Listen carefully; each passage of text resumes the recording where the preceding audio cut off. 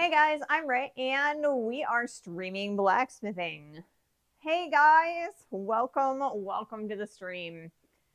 Hey Corwin, hey Mahalo, hey Ping, welcome. So today is Friday. I'm super excited. So I have a few things that we're gonna work on today.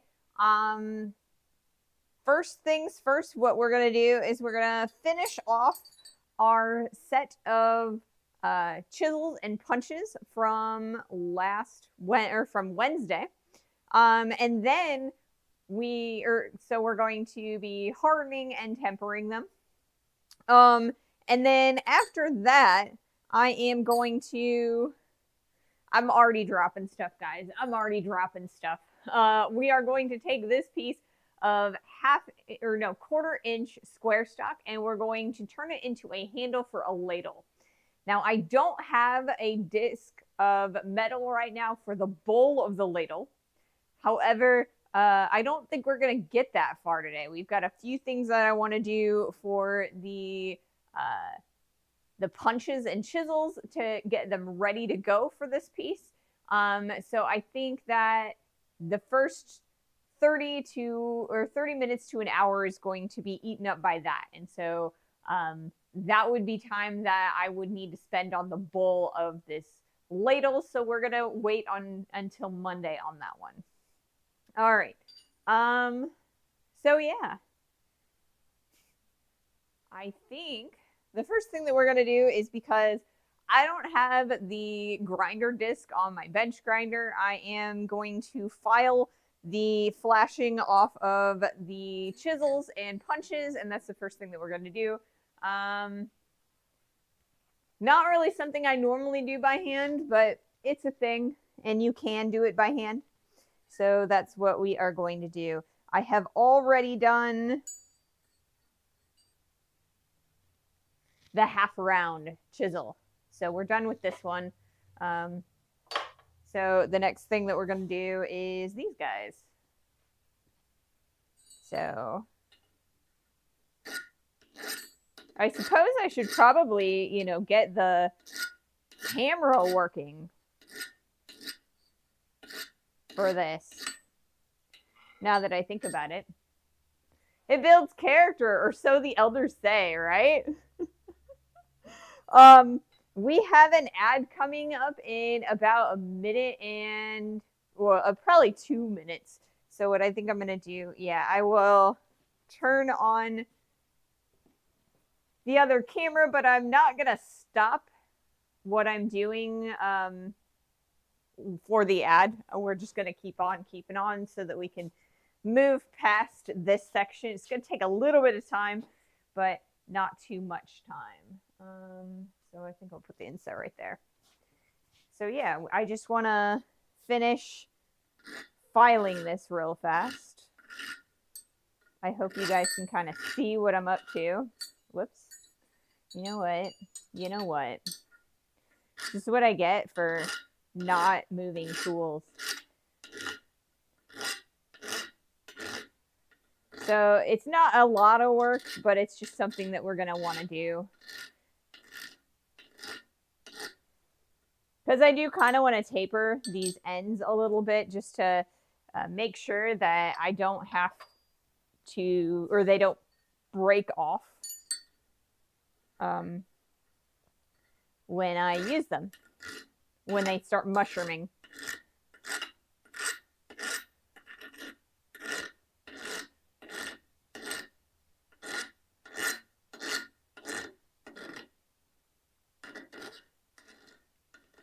Right.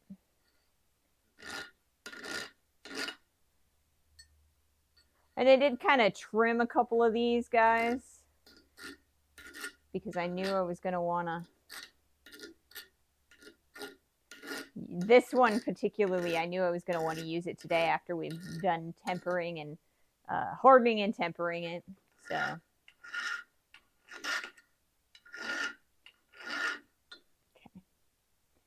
I think that one's fine, and that one's fine.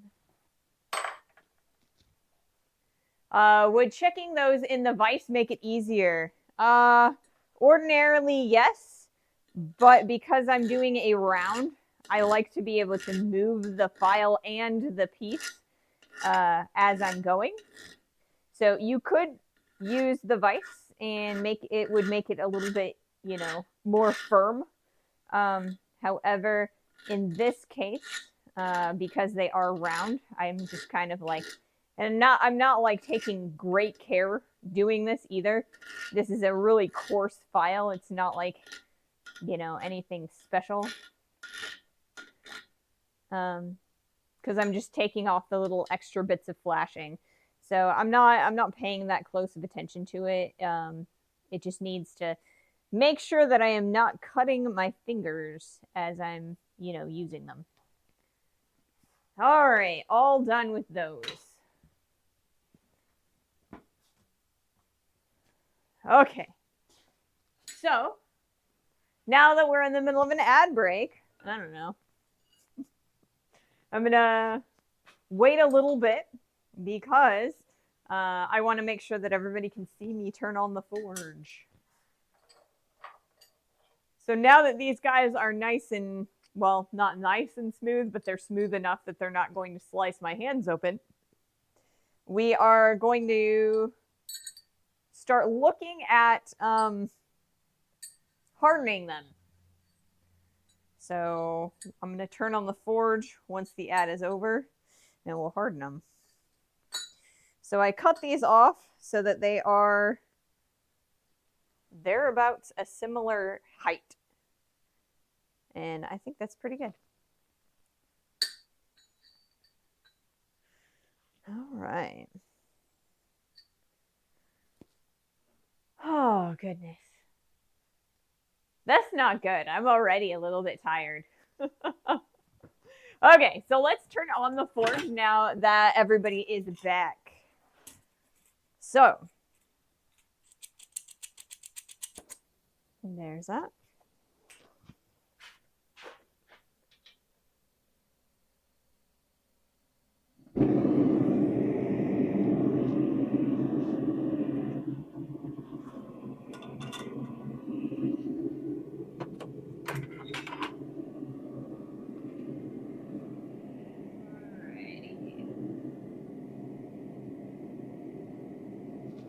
Okay, so we're going to toss all of these in the forge, but the first thing that we're going to do before we harden these is I'm going to put a little bit of a taper on the ends of them, just so that, like I said, so that they don't mushroom when I am trying to use them. Hey, Sandwich! Welcome to the stream. So we're putting all of these guys in here all at once because I think it'll be all right. That way we can get a move on them. Like I said, I think this is going to take probably between 30 minutes to an hour to finish off of these last few processes. So yeah. Same, although I was shoveling snow and slushy stuff by the street. It was snowing up north. I mean, 2 days ago, it was like 70, and then yesterday it was like 60. So today it's like 40 Fahrenheit. And so it's starting to get cooler, and I hear it's going to get real cold this weekend. But yeah, we haven't had any problems with snow at all. Yeah, enough to cancel school. Goodness gracious. That's crazy. I don't know that we've canceled school for a really long time in this area. But then I also don't have kids, so like I don't really know for sure. I guess I kind of don't see the buses go by,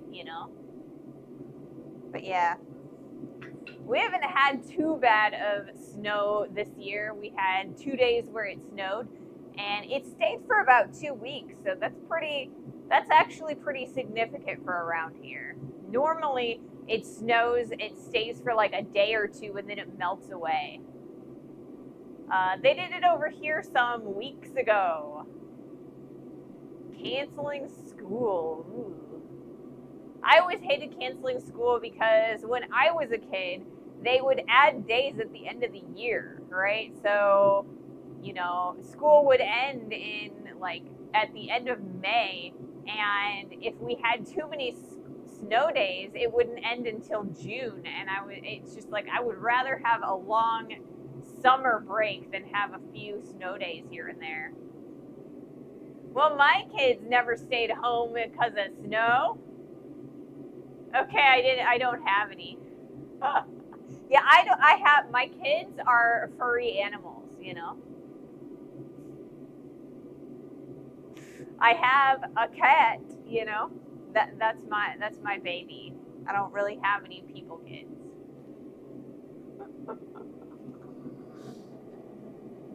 All right, so we're starting to see some color on the ends of those chisels and punches. So like I said, we're going to straighten them out, kind of put a tiny bit of a taper at the very end so they don't mushroom too badly as we go. They did say that my freshman through junior year, but seniors never had to make up these days, and we didn't have any my senior year. I don't know. And Cat never stayed home from school due to snow, right? I mean, my cat always stays home, you know? Tungsten is pretty smart. My cat's name is Tungsten. He actually knows how to do tricks. So we've got cat treats, and we can get him to do tricks for the treats. And it's kind of interesting. I think he's probably the only cat I've ever known that was food motivated enough to be able to train. So yeah, he's pretty smart. He can do tricks. He can speak a little bit. Unthinkable over here. Most teachers are civil servants. They will never work a day more. I mean, I kind of feel like they said that they were going to add the days a lot more than they actually did. A couple years they did, right? When I was like in grade school, but I feel like by the time I was in high school, they had stopped doing that already. So I don't know.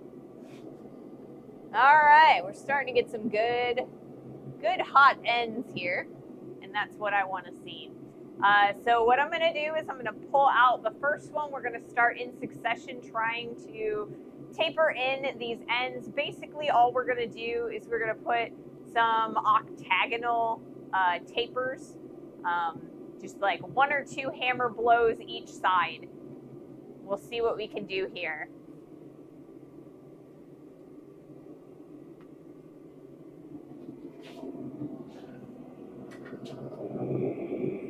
Actually, you know what? Did I hit record? I think I did. Yes, I did. Okay, we're good. Goodness gracious.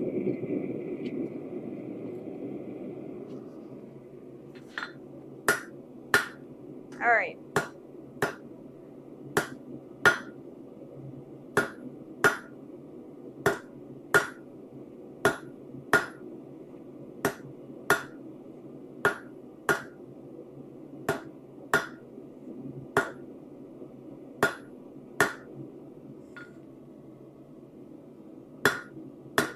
Not too bad. Maybe we leave them in the forge a little bit longer because we're starting to get some fish slipping in there. I don't think it's going to be that big of an issue because I can just grind that right off. But for the next few, we'll probably leave them in there a little bit longer just so that we can avoid that in the future. Oh, you know what? Let's reset the drop counter so that you guys can, you know, actually count how many times I drop. The stuff.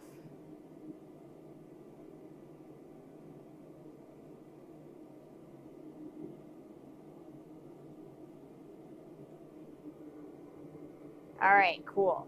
And then you guys are free to count that as a drop since I totally just dropped it. I gotta be real careful that I don't drop these guys after we harden them. So I'm gonna put this guy back in the forge, tip side down because that's the part that we want to harden.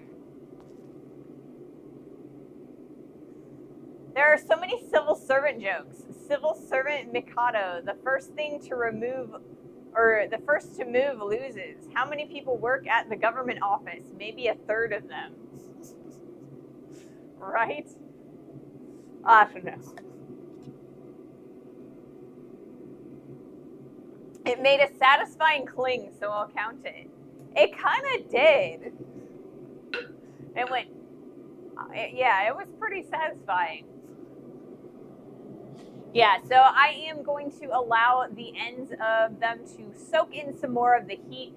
The reason we got a little bit of that fish lipping and got that indent in the bottom is because the heat hadn't quite soaked all the way through into the center of the bar.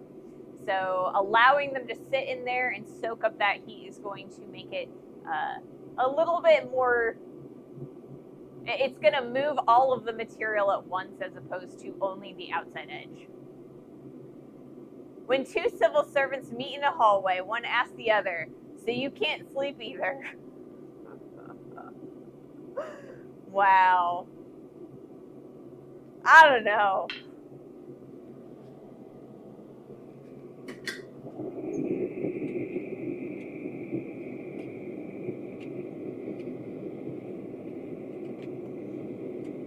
All right.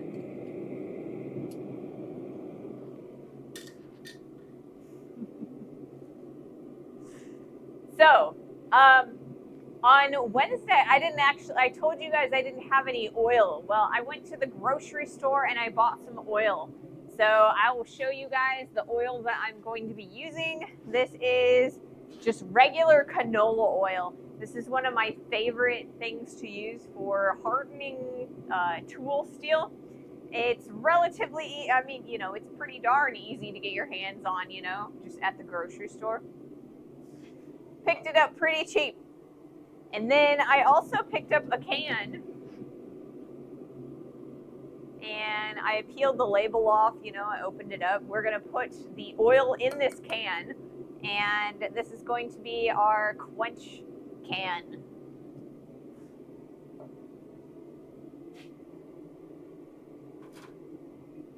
So once we are done quenching all 4 of them, I'm gonna let this oil cool down, and then we're gonna pour it back into the capped bottle. That way I don't spill it. But that's a little, I don't know. My mom used to do that with the fryer oil too. She'd buy like canola oil or like vegetable oil, and because she had this like miniature fryer for French fries and stuff like that. And so when she was done using it, when she wanted to clean it, she just put it back in the bottle. So I don't know. Maybe that's kind of gross, but it's kind of how restaurants do it for the most part. Look, the new guy has just fallen asleep at his desk. He settled in quickly. It is gonna smell like French fries later. Definitely gonna smell like French fries later. But that's all right. I'm okay with that. Alrighty. I think we've got plenty of heat on our next piece, so we're gonna do that. You can't show a can and not say what was in it. Pineapple soup.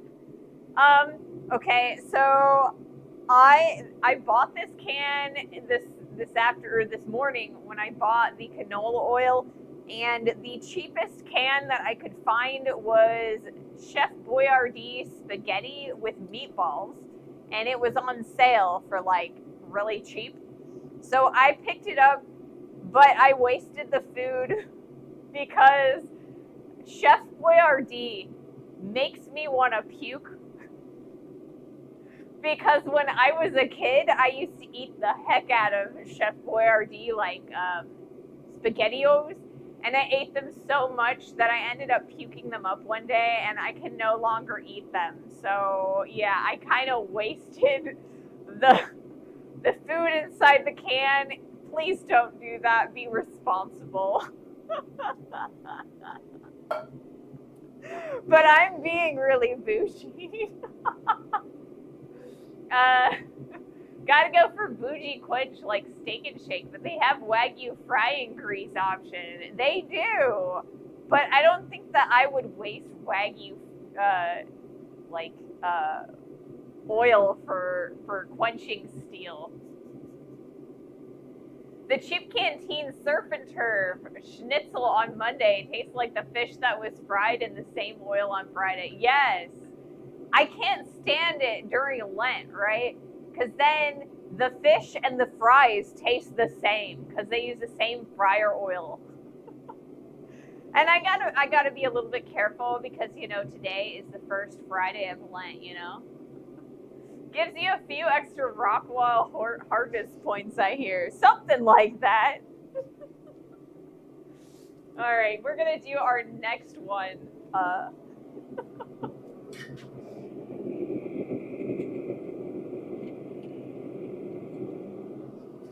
So like I said, we are just going to be putting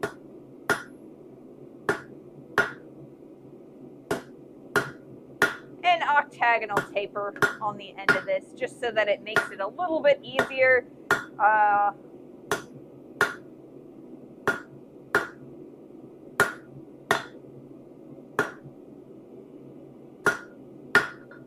There we go. Octagonal taper, nothing too fancy.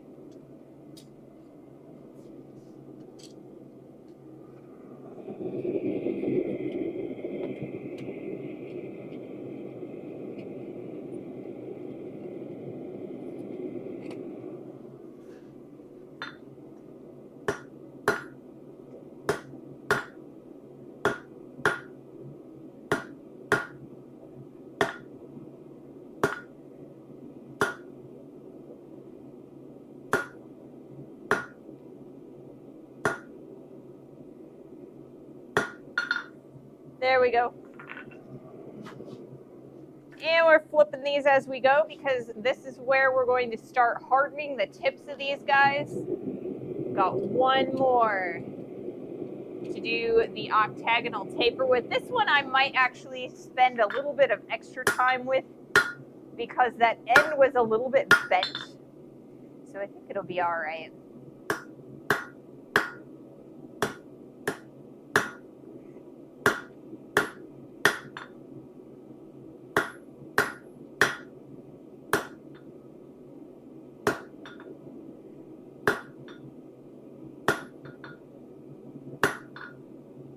All right.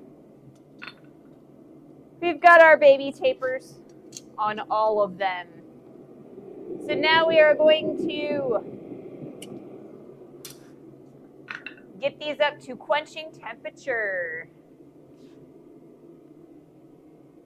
Yeah, reused fish oil is such a giveaway, yeah, right? All right, I'm gonna switch my water for the oil. A civil servant walks into a pet shop and says, "I'm sorry, I have to return the goldfish. It caused so much commotion in the office."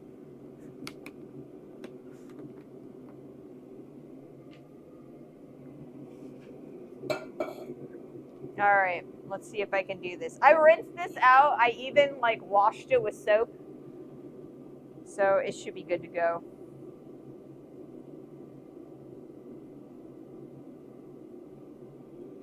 And I am leaving a little bit of space between the top of the oil and the top of the can. And the reason for that is because I want to make sure that I have enough space that it doesn't overflow.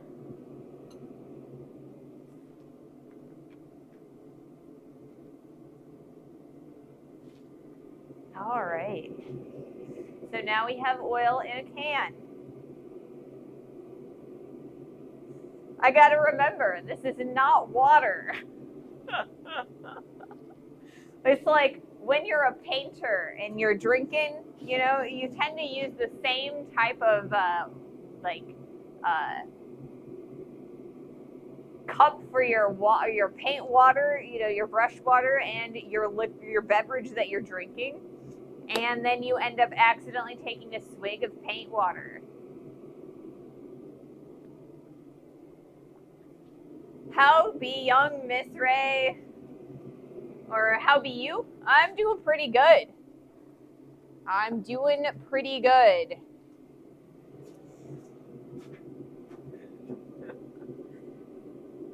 Yummy. Yeah, I taking a whole swig of canola oil would not be very yummy. Welcome to the stream, Jack. So today what we're doing is I just finished putting an octagonal taper on the end of some punches that we made on Wednesday. So the next thing that we're going to do, we are heating them up right now so that we can quench them in some oil. We're only going to quench the tips because we want the back ends to be nice and soft so that they don't crack as we are hammering directly on them.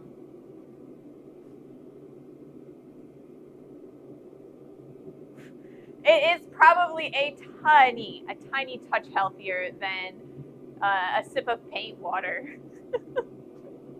I mean, it really depends on the paint, right? So you've got, the non-toxic Crayola paint, like the watercolor stuff.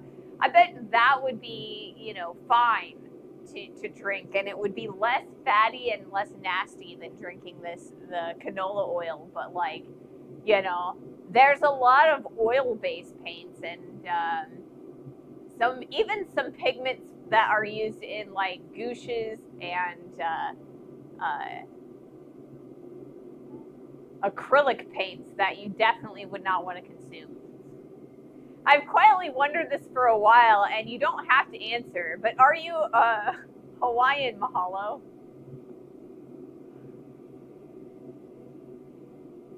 I have actually quietly wondered that myself. Nah, totally appropriated. So my sister-in-law and her family lives in Hawaii. So I've always kind of wondered a little bit.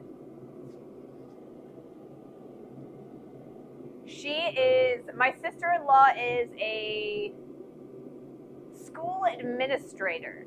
She was a teacher for kindergarten for many, many years, but then she moved up in the world and became a school administrator. So she's doing pretty well out there.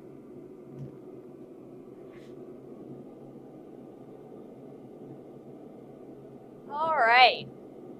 So I'm going to let those the punches and chisels soak for a little bit, and soak up that heat. So I'm going to grab my paper towels.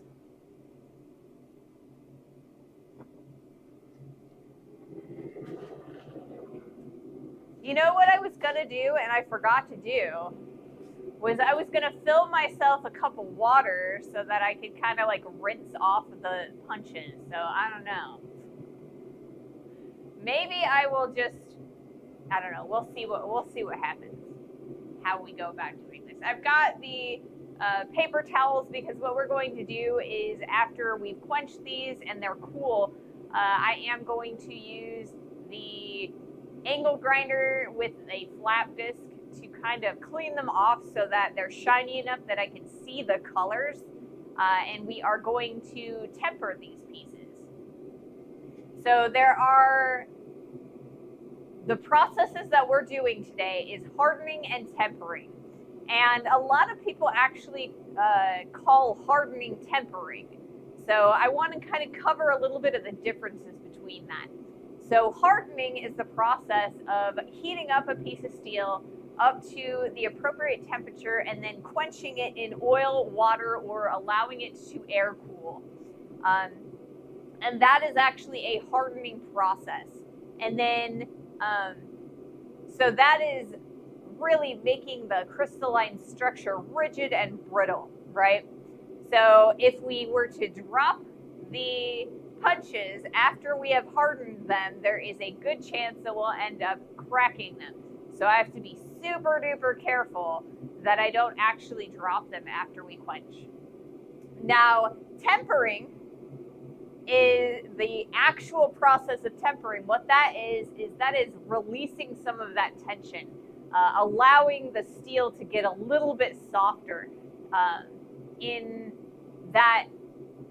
So that way it's not as liable to crack, right? So a lot of times they'll do these with knives and things like that, so that they're nice and hard and they'll stay sharp.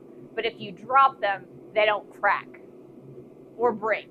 I've seen so many people accidentally break knives that have been properly hardened but not properly tempered.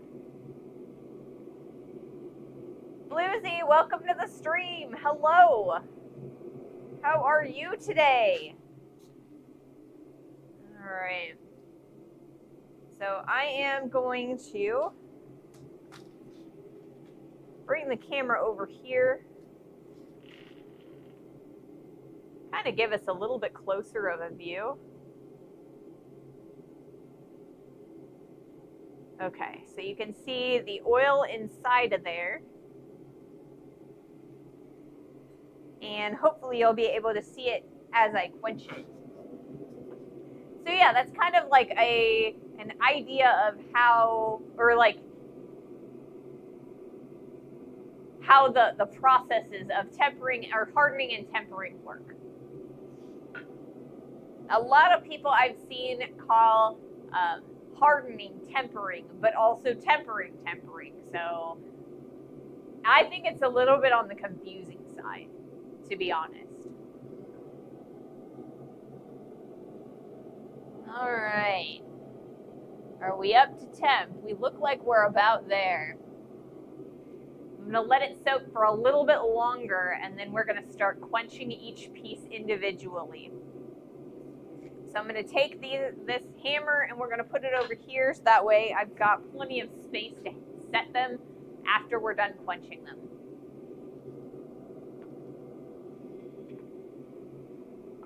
Okay, so we've got an ad that's going to be starting in about 3 minutes. So I think I will wait until after the ad in order to give the steel a little bit more time to soak in that heat, so I can get a full quench from the outside to the inside.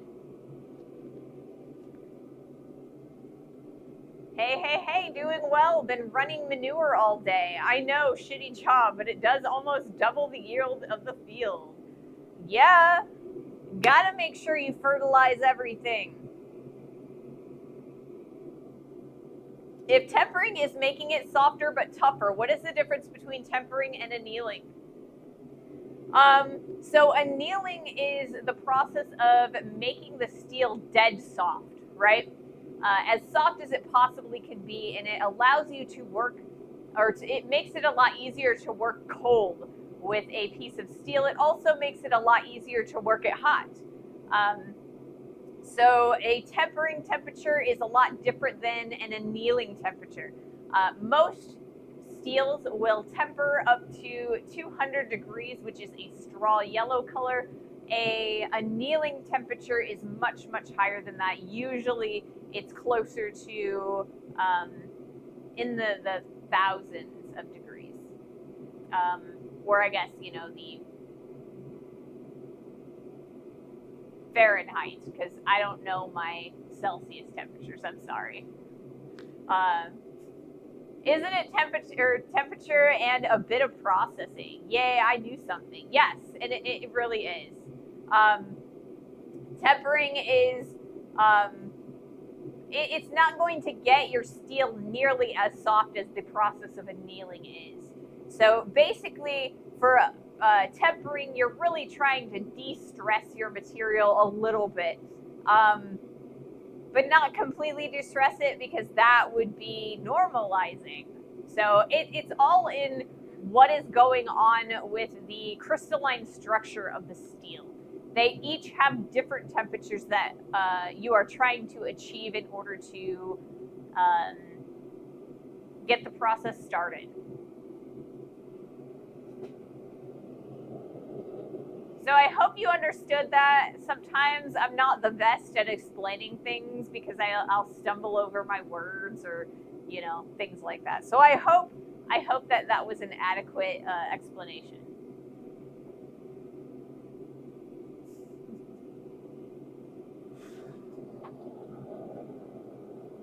They are up to temp, so I'm really excited because we are going to see a little bit of fireworks.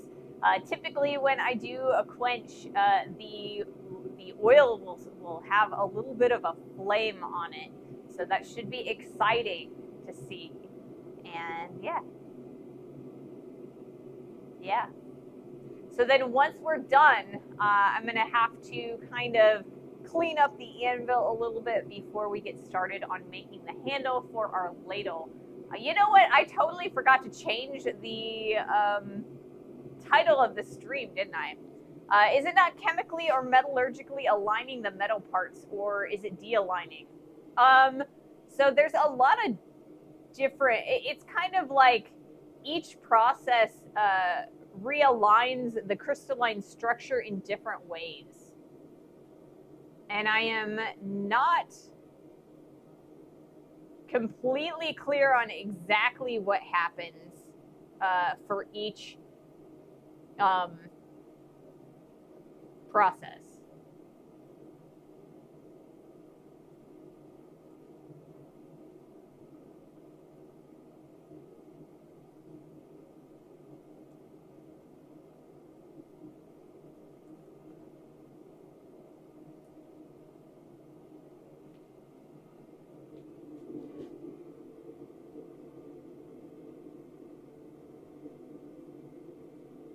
A chisel is a horrible misspelling. A chisel is a horrible misspelling because I can't spell to save my life. I think I spelled it right when I retitled the stream. Maybe not. I don't know. You guys will have to tell me. Did I spell it right this time? Part tool, part breadstick. Yeah, like it's a pretzel, but it's a chisel. So I don't know. I do my best. But like I said, I can't spell myself out of a paper bag, so.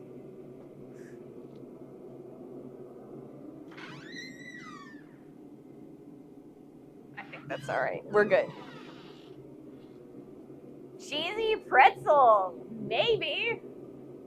People says it's correct. Meibel in German. I don't know. Like I said, I'm horrible at spelling, and the like chisel, there's a z sound, and so therefore, obviously, it must be a z, right? All right, so we are back, and so I guess it's time to make an attempt, right? Okay, so let's see. Can I do this? Yes, I can, right, guys? I can do this. All right, so you can kind of see the edge of the oil inside the can. And I'm hoping this works, guys. I'm hoping this works.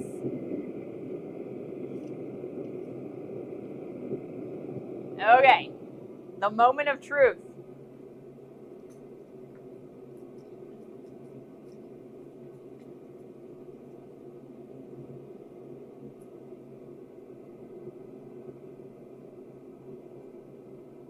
All right, so there's the first one. Must stick it right there. Gotta be real careful that we do not end up dropping these guys. Here comes number 2.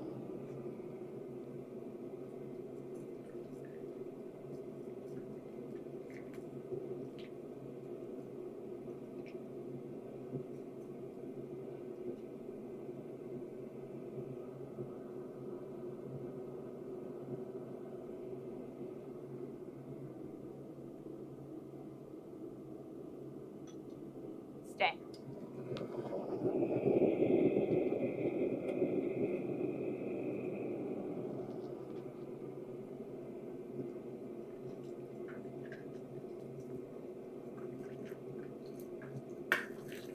Yowza.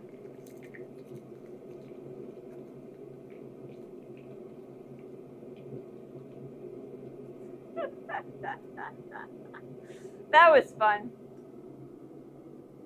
So the oil popped a little bit, and it caught me in the hand, but it wasn't hot. It's not burning anymore. It's not hot enough to, so I'm okay. It's warm, but it's not like super hot or anything.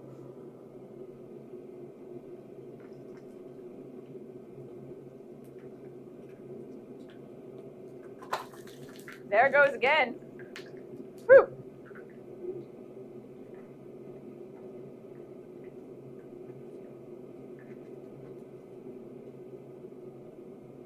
Tempering is always super exciting. All right.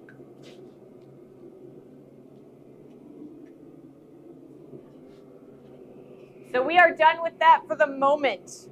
You can kind of see that when the oil popped up, it kind of got on my tongs. It kind of got on my hand a little bit. Like I said, it wasn't too hot, so it's not like burning me as I stand here. But yeah, definitely something that you want to keep in mind when you are doing quenching.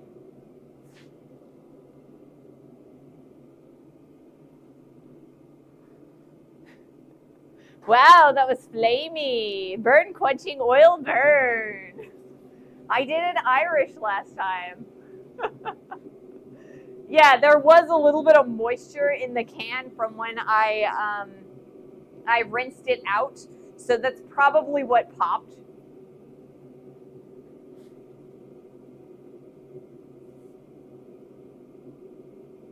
Yeah, my tongs won't rust soon. And I'm not entirely sure. I think that there was a little bit of oil in the bottom of the can, and that's probably why it popped. But there's also some dirt that came off of some scale that came off of the chisels and punches as I quenched them. So it could be either one of those things that made it pop like that. So, you know. And now we're going to be waiting on those guys to kind of cool a little bit, and we will wipe off some of the oil that's still residue on them, so that way we can clean them up a little bit so we'll be able to see the temper colors. So I'm just cleaning a little bit of the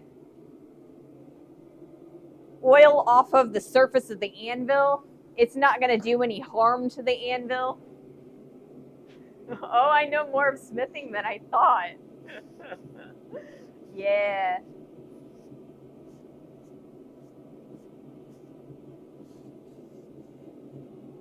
Okay.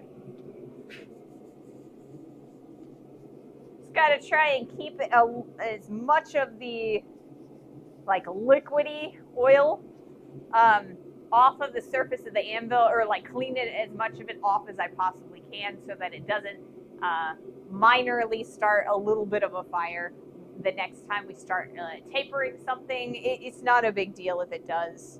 Okay, so this is still pretty darn hot. So we definitely want to keep that and allow it to cool. Gives herself a pat on the back. Yes, you earned it. Give yourself a pat on the back. All right.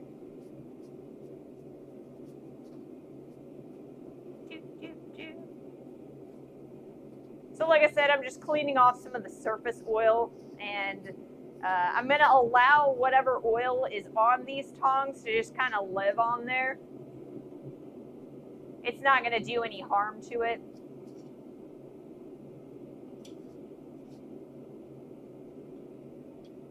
But I also don't want it to kind of like slip and slide the next time I'm picking stuff up. So that's what we're up to. Smoky special effects. Give us that fire. Yeah. It's fun. It's always fun watching the tempering process. But it's one of those things that you need to be really careful when you're doing. You got to know what you're up to. The reason why I allowed that much space between the top of the can and the top of the oil is because I was trying to make sure that any flame, you saw the flame, it's about yay long. I wanted to make sure that it wasn't going to catch me or my clothes. I didn't want it to overflow as much as possible. That did not happen because we did have those pops. So oil did kind of spill out a little bit, not nearly as much as if we did not allow the space. So I was as careful as possible, but I mean, you know, stuff happens. Are we cool enough to touch the can? Not pleasant. Still not burning, but still not pleasant to touch, you know? So we're still waiting on this stuff to cool a little bit. And I think what we're actually going to do is we're going to take this guy and stick him in the forge. Let him start heating up. And I think these 4 are going to sit on the swage block for a little bit.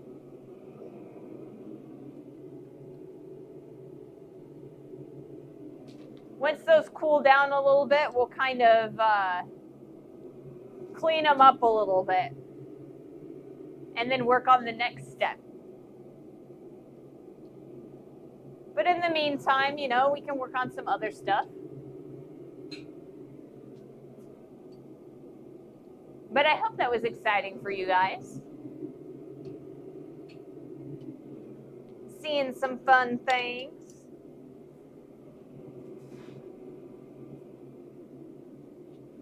I'm gonna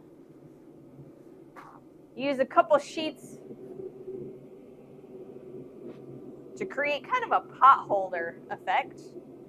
And then we're gonna move this can out of the way. Where am I gonna move it?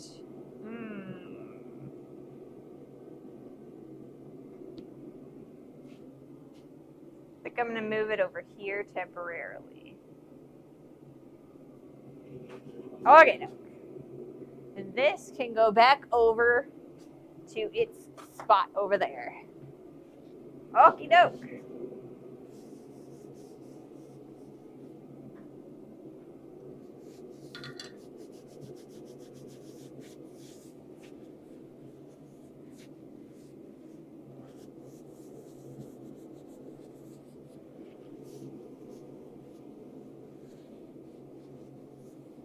All right. Nice, nice.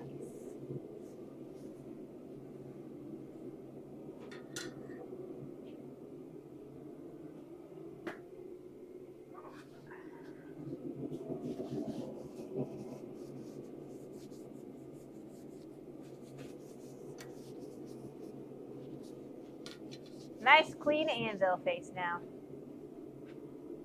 Nice seasoned anvil. You can fry eggs now. Yeah, I could. I could totally fry eggs. All right. So I'm going to change the angle of the camera so that you can kind of see the what we're going to be doing a little bit better.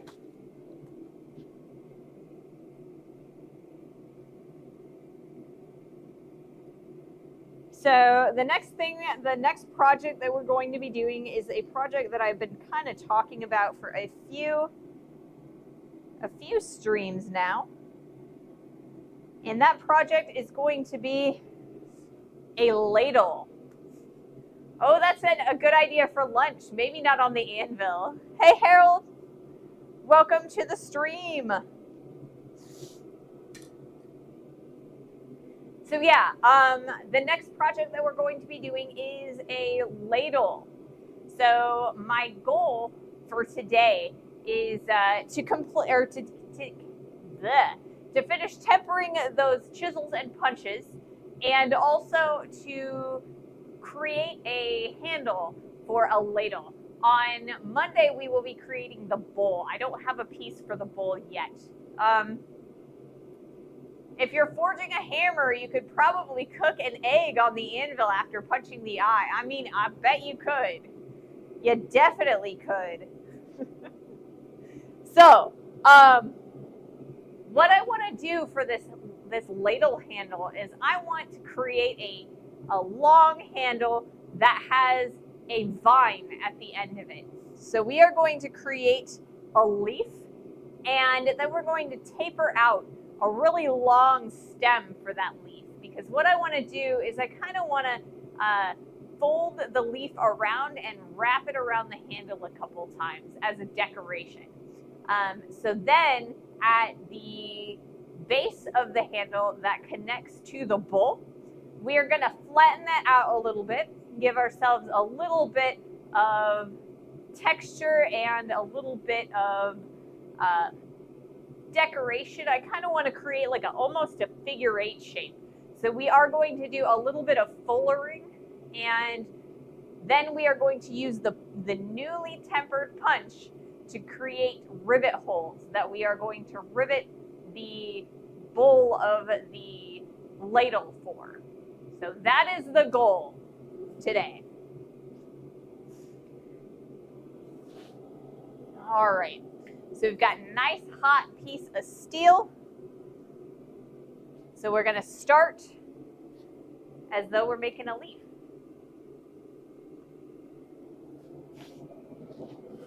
I need a hammer, guys. I need a hammer.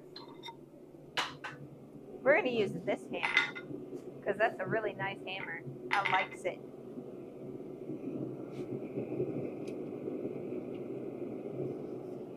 All right.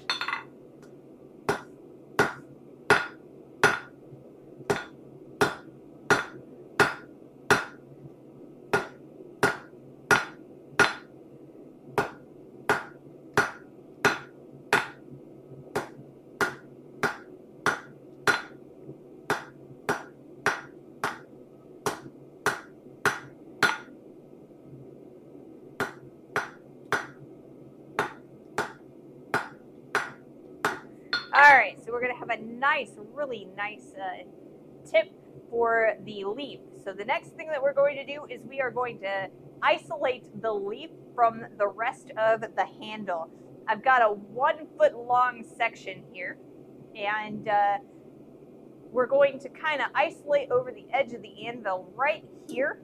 So we've got a nice body for our leaf. And then from there, we're gonna probably taper about 2 to 3 inches of the rest of this handle into the stem.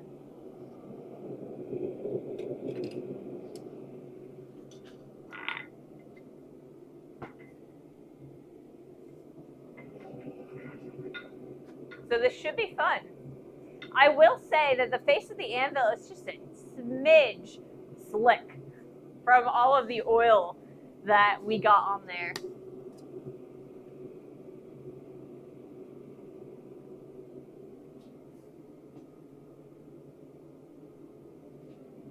Cool.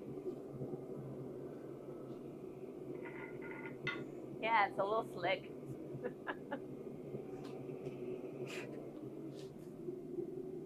All right, cool. I didn't forget to turn on the record function. I'm pretty proud of myself for that. Sometimes I do. I'll forget to hit record. Goodness.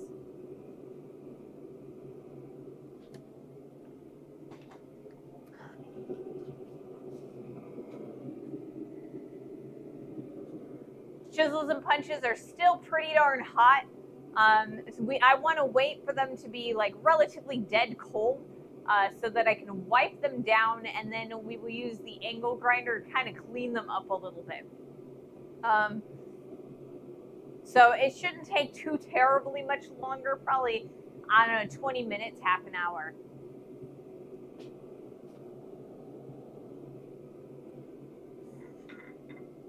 So yeah, we're making a leaf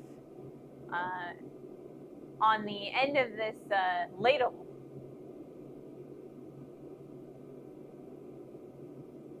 So anybody doing anything fun this weekend? You know, it's Friday. Thank God it's Friday, right? For me, what I am doing this weekend is I'm probably going to spend most of it here in the shop, to be quite honest. I've got quite a bit of cleanup work to do on the silverware that we were working on, and I'll probably do a little bit of cleanup on the handle that we do today. And then I also have some stand-up shots to do for the Pauldron shoot, or I guess the Pauldron video. And I'll probably play some video games. The butler actually has to work this weekend. Tomorrow They have to go and film Girl Scouts for the news. I will be doing the same thing as I did the rest of the week. I mean, I kind of feel like farmers don't really get weekends like we imagine them, you know? Farmer weekends are kind of just like, maybe you get the kids to help you. I don't know. I kind of feel like farmers don't get much in the way of rest, you know? Good news, I have 2 weeks of vacation now. Bad news, the vacation is for packing stuff up and moving. Yeah, moving kind of stinks. I'll be job hunting. I just got granted work rights yesterday. Woohoo! Work rights. That's so awesome. I'm so happy for you, Lexi. Welcome to the stream, too. Weekends, what's that? Yeah, like I said, the Butler's working this weekend, filming the Girl Scouts for the news station. I'm not entirely sure what they're doing, but they're like doing some kind of a collaboration with the news station. So I don't know if it's like a fundraiser or what, but they are doing some kind of a film shoot tomorrow. And so the Butler has to work, which means I'm on my own. And that means that I'm not going to be distracted. So I'll be able to come out here and, you know, work. Maybe do a little bit of editing too.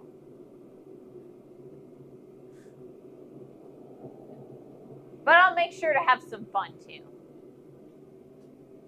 Hello! Eastside Inside, thank you so much for joining us. Welcome to the stream. I am going to do another heat. What we're going to do is we're going to continue working on making a leaf.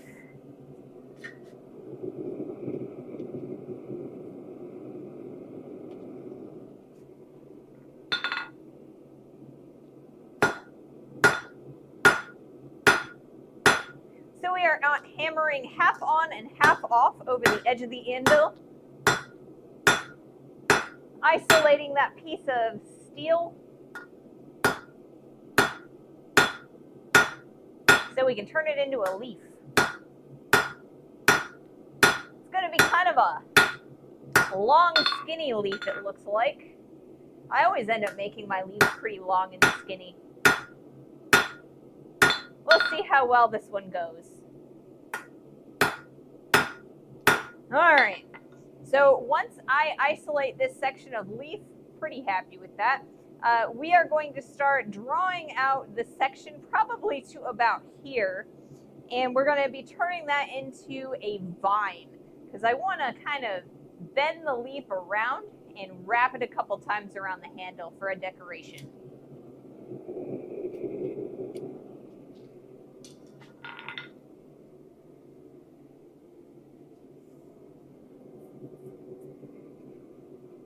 I want to make a pretty decoration. So when I'm actually starting to make the leaf, we're going to switch hammers again from this lovely round hammer to my cross peen so I can get that nice broad section of leaf. Like I said, it's kind of long and skinny right now, but we can make it a lot more broad. Just takes a tiny bit of effort. Maybe not a tiny bit, a little bit of effort.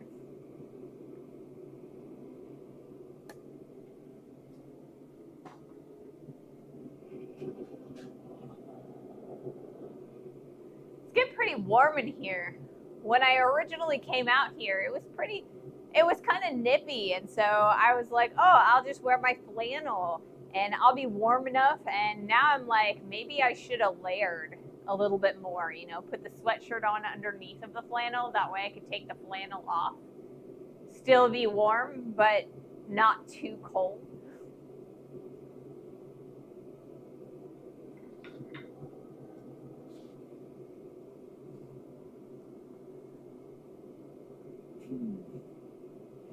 So I guess we're midway through February now. We're in the second week. So man, this year is flying by and also dragging at the same time. So my first, so March is next month. April is when I'm gonna start gearing up to go to some more blacksmithing conferences. The last weekend in April is when the Missouri Blacksmith Association is going to be holding their annual conference. So we are going to be attending that conference. And then in June, I believe it's going to be June, we're going to be going to Indiana. So I am super excited there. Rainbow hair time. That sounds like fun. Feels bad. She's more man than most. I don't know. Gender is a construct, you know? Work a little harder and you can dance around in a t-shirt. I know, man. I know. I do. I need to work up a sweat. That way I can be warm enough to take off the sweatshirt and not freeze my little tushy off. Dye hair rainbow time. I don't know. I used to dye my hair a lot when I was in high school. And a little bit when I first started college. A lot of times I would dye it blonde though. When I was a really little kid, I had like platinum blonde hair. And as I got older, it started darkening up. And I did not like that. So I dyed it blonde all the time. And then eventually I kind of ran out of money. So I looked like a skunk for a while, you know, with like the dark center from the roots. So after that, I kind of stopped dyeing my hair. All right, we're about to get an ad in about 3 minutes. So what I'm going to do is we're going to see if I can't finish off isolating this section of the leaf before the ads start.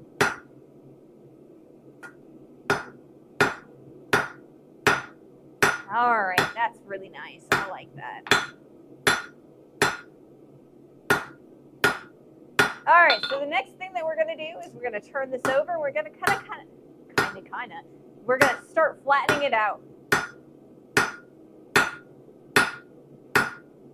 All right, we've got a nice flat there, so we're going to change hammers. But first, I'm going to heat this back up. Ooh, greasy. Choking up on the tongs was a mistake. Everything's greasy. The tabby cat line, yes. Yes, the tabby cat line. I am not on it. I don't have enough planning to be able to keep my hair dyed, you know? I don't have the money all the time and the time to dye my hair, and then when I forget to do it, you know? It's just easier to let my hair do what it's gonna do. Man, I even have trouble cutting my hair a lot of times. I don't think I've cut my hair in a year and a half. I never dyed my hair. When I was in the armed forces, I had no time for it. When I got out, I was gray and proud of my grayness. Oh man, I'm starting to grow some gray hairs, like 1 or 2, right? And I'm actually kind of excited about it. I think it's kind of cool because the gray hairs, they're not like gray, they're like white. So I'm hoping that my hair goes white instead of gray, and I think that would be really cool looking. I'm not gonna dye my hair. I'm just gonna let it go gray or white or whatever it's gonna do. That's how it starts. Get ready. It's not gray hair, it's stress hair. Gray hair, yes, something like that. I mean, I still feel like I'm too young to get gray hair. So like when I see them in the mirror, I'm like, are those just really blonde or are they actually gray? So I asked the butler, and the butler's like, yeah, those are kind of gray hairs. So I mean, like, I think I have 3 right now, and I'm just letting them stay. I read that hair never turns gray, but always white hairs mixed with the original dark ones. Is that how that works?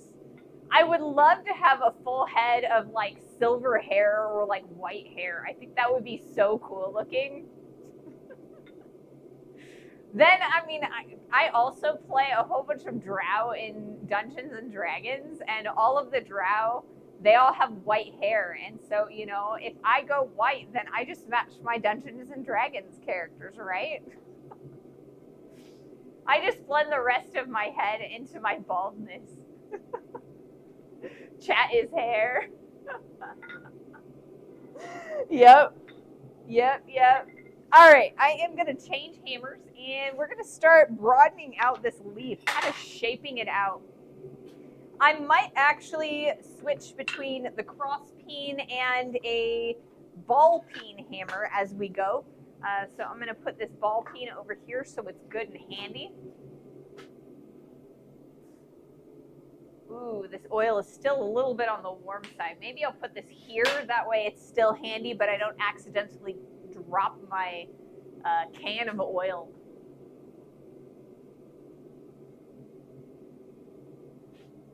I missed one of those comments. My hair comes down to the bottom of my rear whilst it's in a braid. I'm proud of the length, and as an ex-redhead, my coloring means I cannot really go for darker colors.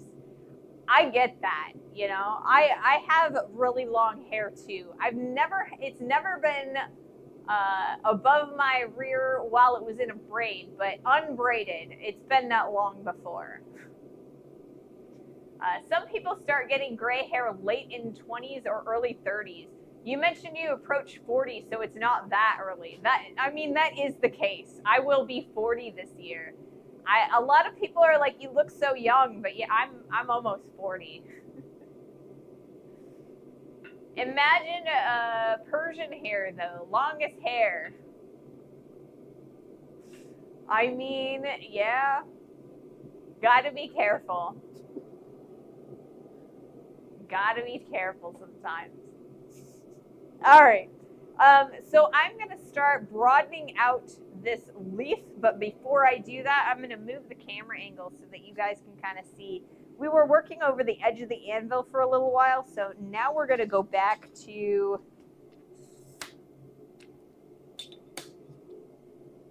a higher angle so that you guys can kind of see the middle of the face of the anvil.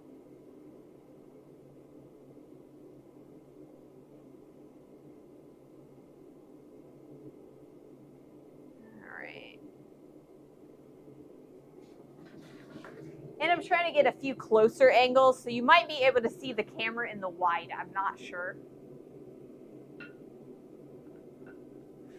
Okay. I knew a high schooler who was gray and balding. Thought he was one of the opposite team's wrestling coaches until he stepped on the scale as their heavyweight. Yeah, I mean, like I said, I'm not really afraid to go gray. It just kind of happens. It's pretty natural. I think it'll be cool looking.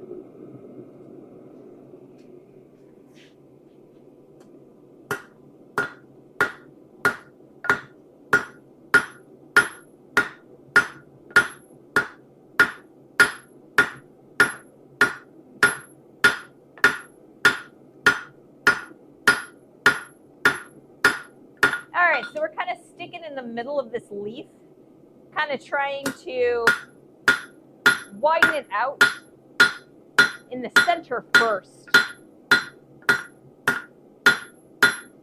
And the reason we want to do that is that way we'll have lots of material on the edges to make it even wider as we go. So I'm going to take a few heats to do that. I want to make sure that everything is nice and warm so that I get as much stretch as I can get.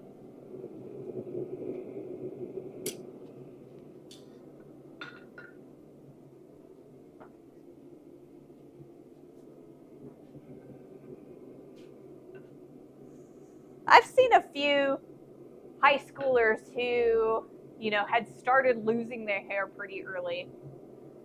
I used to go to high school with a few of them. I always felt a little bit on the sympathetic side towards them because, you know, they were doing everything that they could. I think one of them ended up shaving themselves bald so that they just didn't have to worry about it. And that looked pretty cool.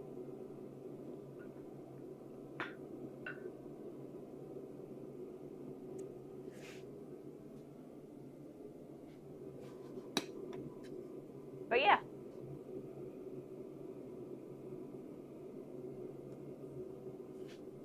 Shaving? What? No. See, I don't want to shave my head. That will eventually be the solution. I'm not quite there yet, but eventually. So when I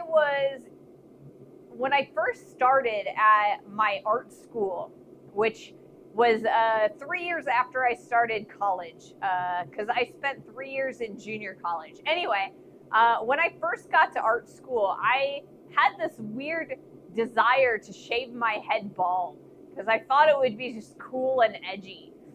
And so instead of shaving my head bald, I actually sculpted my head bald.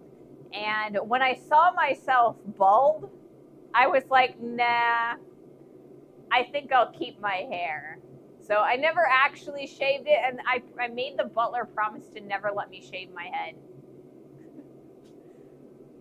The sculpted head that I made me look like a little boy. And I was like, well, I don't really want to look like a child, so I guess I'll keep my hair.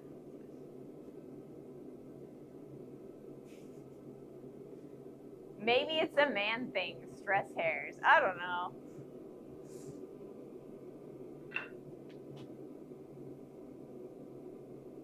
But yeah, honestly, I think the reason I ended up wanting to shave my head was because at the time, V for Vendetta had just come out, and Natalie Portman had a shaved head, and I thought that was so cool looking back then.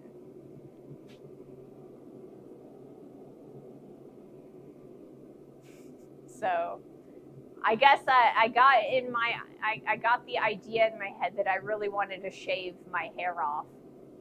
And then when I saw it, like I said, I thought that I looked like a little boy, and I wanted to look a little bit older, so I didn't do it. Sell the hair for $50.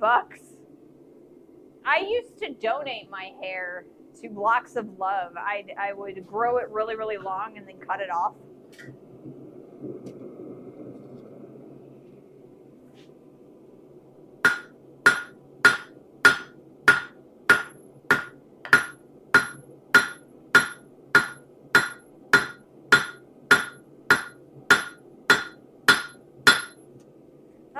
So that's really starting to broaden out. I'm pretty happy with that.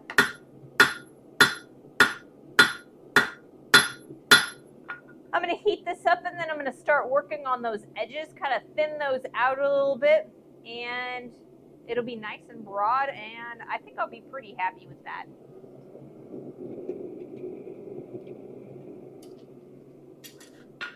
Then we're going to go and start tapering out a vine.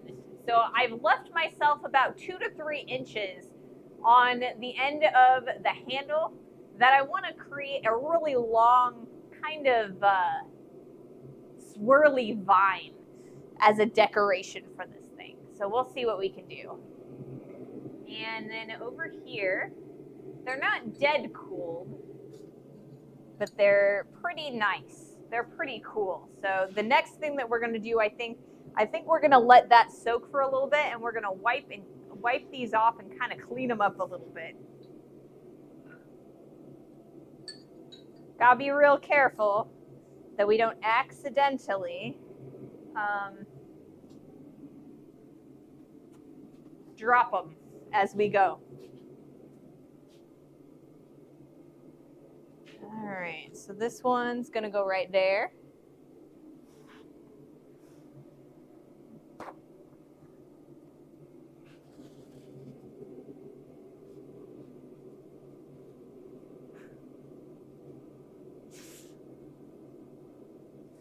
I have fur babies. I don't have children.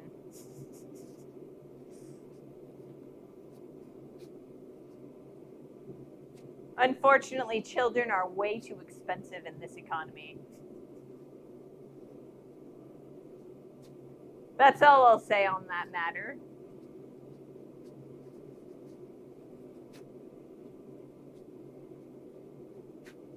Okay.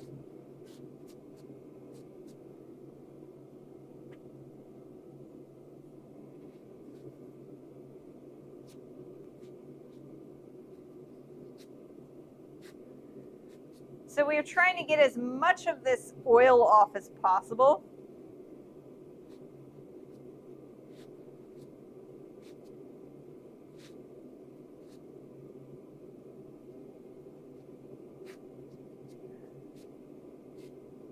And then we're going to use an angle grinder disc, or an angle grinder with a flat disc.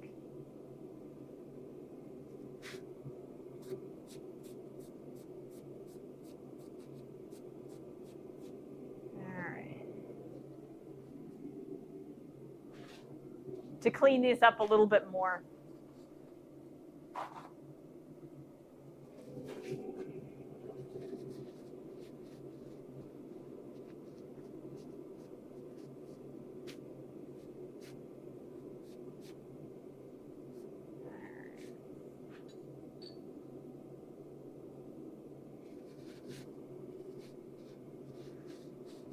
So we need to clean these guys up because we need I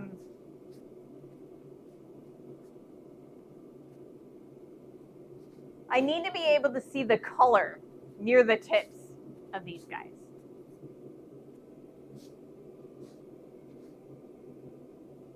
All right. So that's pretty clean. And we'll put this back again.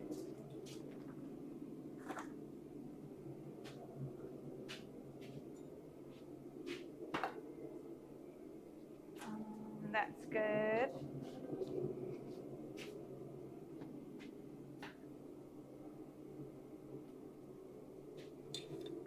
And we're going to bring the camera over so you guys can kind of see a little bit closer up what I'm up to.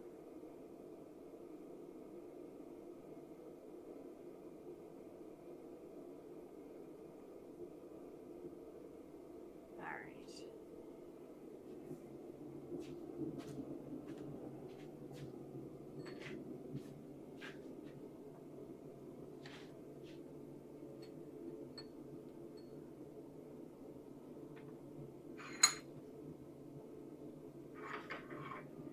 Okie doke. So I've got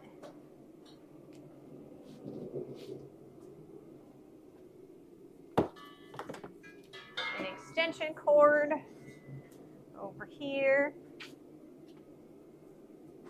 And we're going to plug in our angle grinder.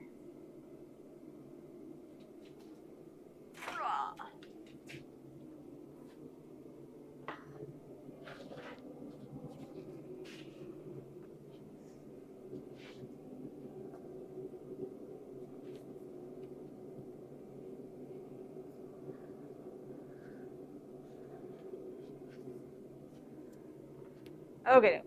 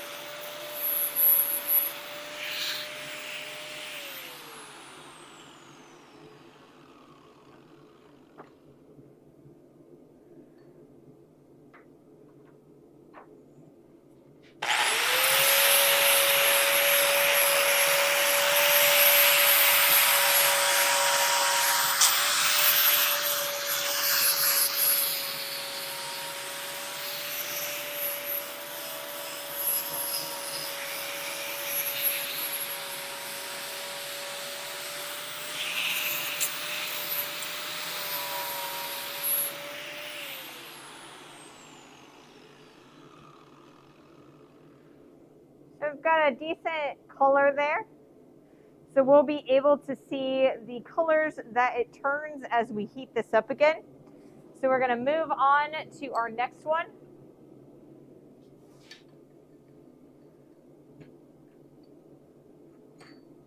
Which is going to be our square guy.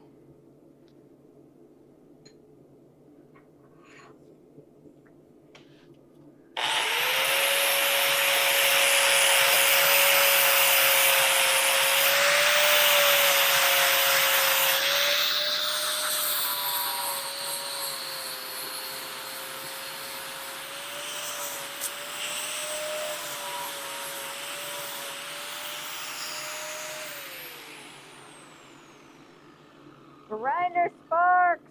Yes. We love grinder sparks around here.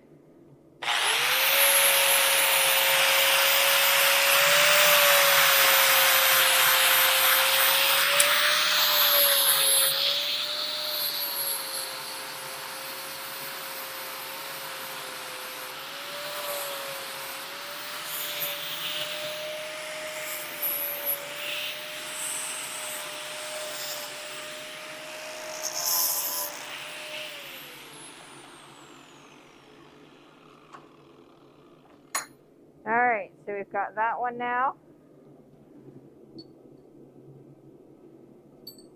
So the next one we're going to do is this guy.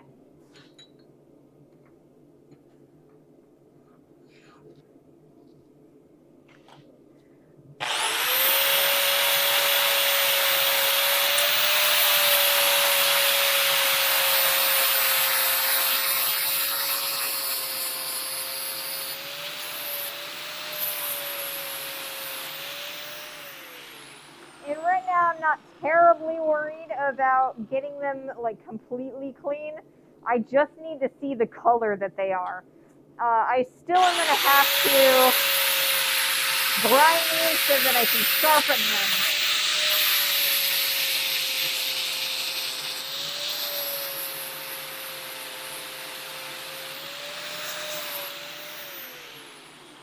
Like I said, I'm only worried about being able to see the color. We'll sharpen them later. Completely clean them up this weekend. And I want this one on this side.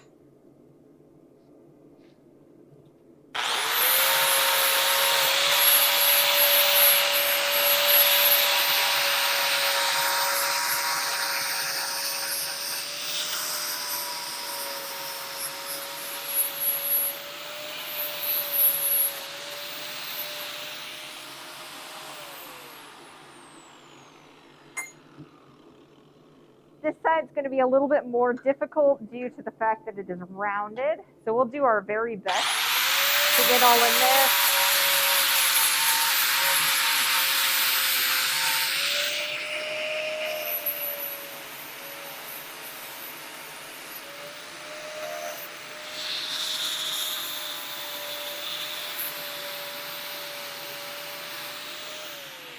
So when we're sharpening that, we're going to need to use like more hand tools and kind of like some rotary tools. Alrighty.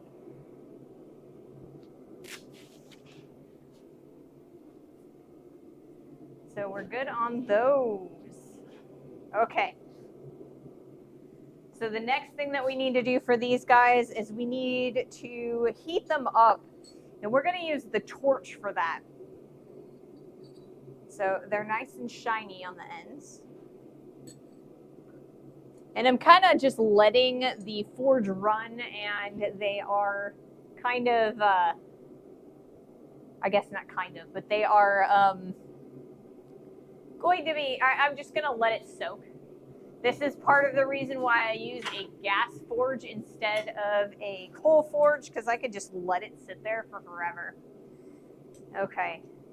So we are going to use this torch to temper these guys. So what we're going to do is we're going to light this torch, and then we're going to use the tongs to kind of hold these guys right around here. And we're going to allow the heat to dissipate down the shaft of the chisels and punches, and we're going to be watching for the color changes. So we're looking for a straw yellow. And I'm going to see that in person a little bit easier than you guys will. I'll put that one away for the moment. Just give myself a little bit of room. But now, I'm going to take this guy over here and I'm going to aim it at the torch so you guys can kind of see it a little bit.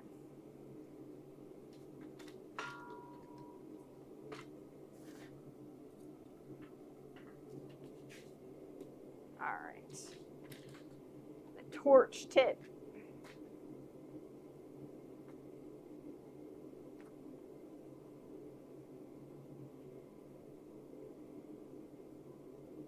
So we are going to be focusing in on the torch tip, so hopefully you guys will be able to see the color change as we go. This is kind of an experiment. I'm not entirely sure that this is going to be the best way to go about this, or like to showing this to you guys. But yeah, it's a lot easier to toss them in the oven at 400 for 2 hours. It is. It is.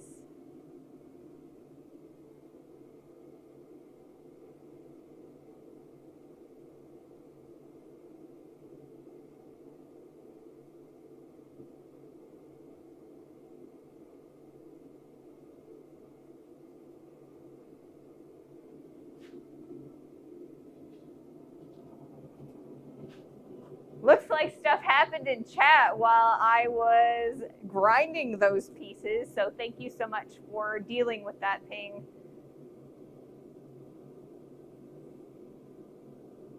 I don't know what was there, but there you go.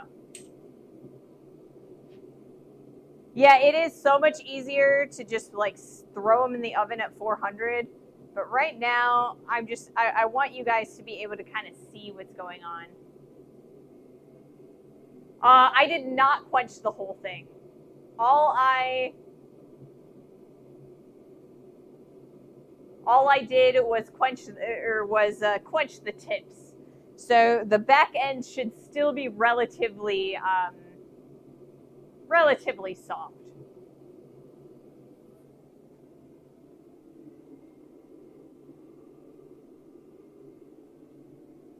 Weird confrontational person. Yeah, I appreciate it. Okay, so basically what we're going to do is we're just going to take a look. We're going to heat this up this direction. And I am watching the colors. I hope you guys can kind of see this. Maybe you can. If I go this way, maybe you guys will be able to see a little bit. But I also need to be able to see. So I don't know. Maybe if I stand this way, that way you guys can also see. But I can see.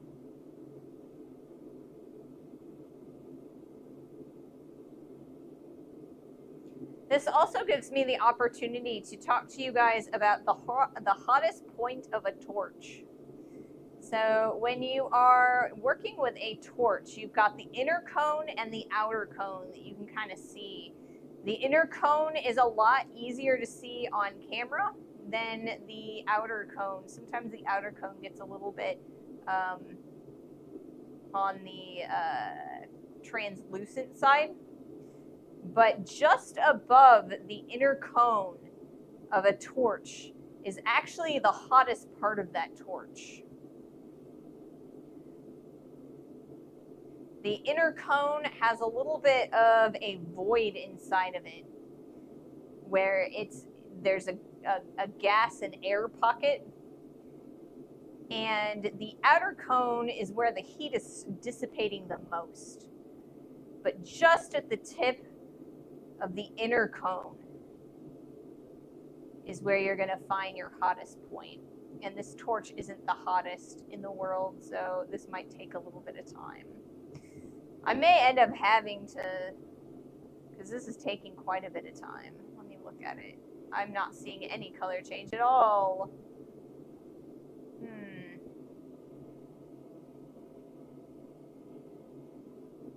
Oh, now I'm seeing some color change. A little bit right at the base. You're starting to see some straw yellow changing into the purples and blues.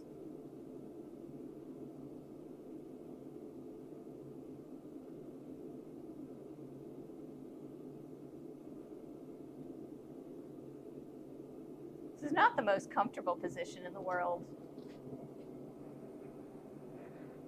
Oops, I've got it way too far down at the moment. But I'm kind of trying to make it so that you guys can kind of see that color change, but also I can kind of see in the light, the way it's sitting, it's making it a little bit hard for me to come from behind to see that. All right, so we're gonna let that sit for a moment.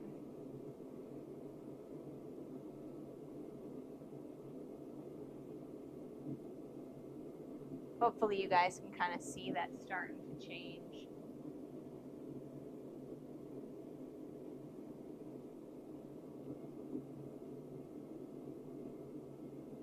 No, I trust you, Ping. I trust your judgment. Some of the stuff they were saying was a little bit uncomfortable to look at, so appreciative. They hadn't done anything outright, but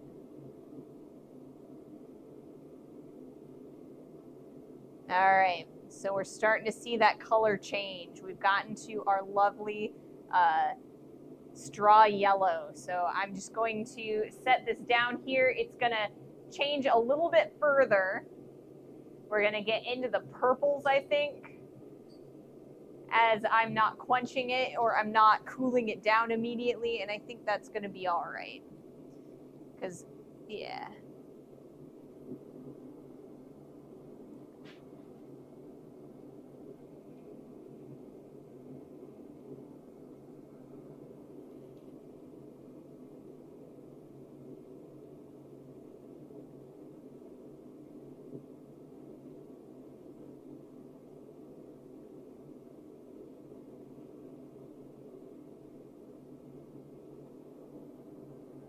All right, so we are into the blues on that chisel. So I think what I'm going to have to do is I'm probably going to end up moving out of those colors a little bit earlier, because that one's going to be a little on the softer side. I want to make sure that we've got a nice purple.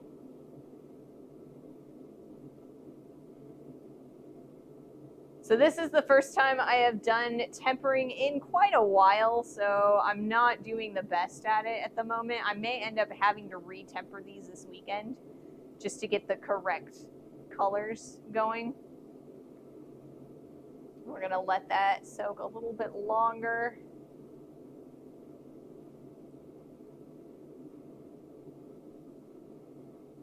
And then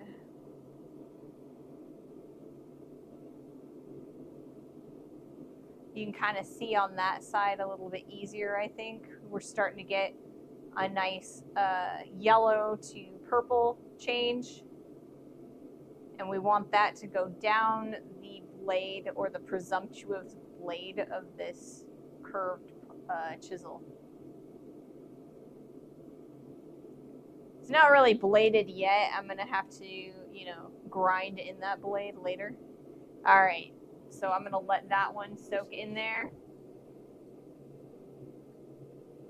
And we're going to work on the next one, which is going to be the square one. Kind of feel like this is a little bit on the boring side. So I really, when you get the color you want at the tip, stop the temper in the water.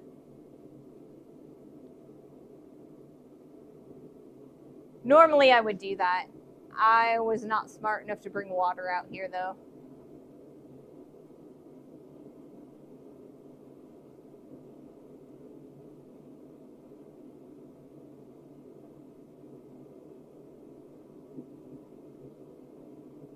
So we're just going to let it heat and it'll start cooling.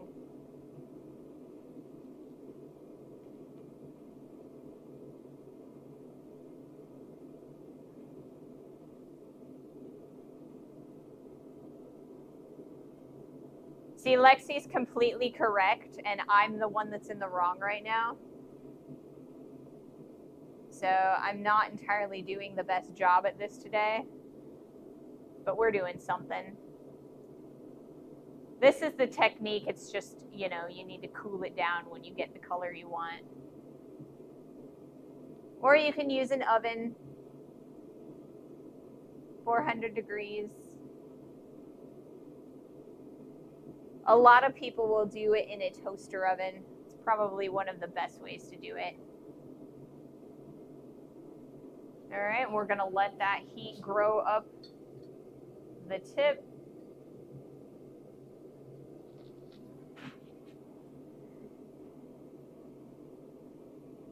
The straight chisel is a little bit on the soft side. It's up to a purple temperature and it has stopped. The round chisel is at a straw yellow and it has stopped.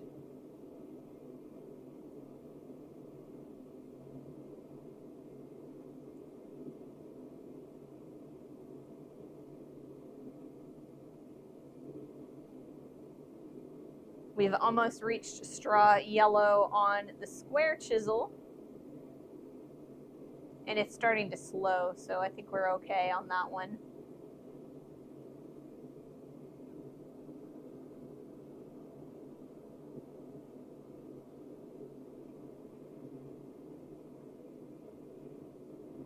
So it's looking like the straight chisel might need to be retempered. Or rehardened, I guess.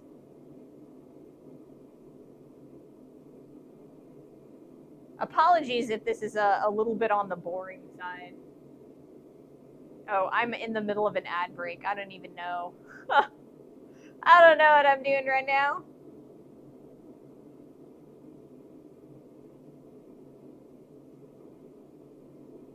All right, and we're going to stop right there and allow that to draw up.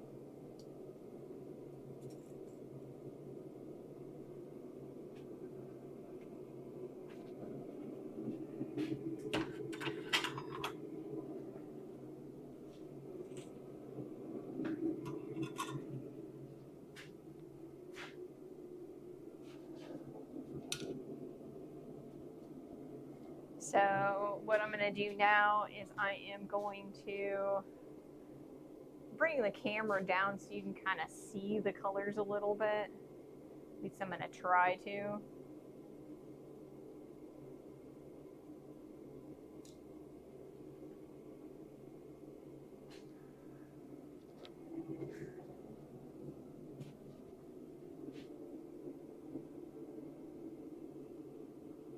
Oops, that side is what I want to do.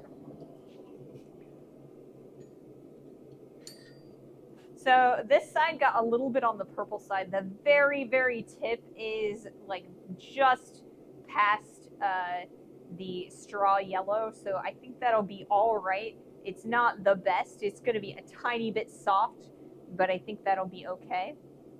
You can kind of tell that this one is straw yellow from about here all the way down to the tip. So that's exactly what we want to see.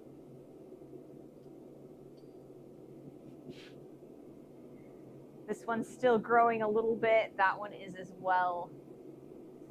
I may have actually brought those a little bit closer to the face of the anvil, which is touching the heat is going to cool that down a little bit. But I'm pretty happy with what we've got going there. So I think we're going to go back to working on our ladle.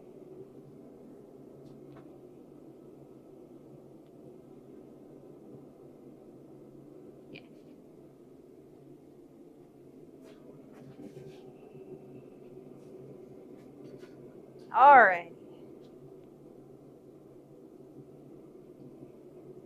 So I'm going to bring these back over to the swage block.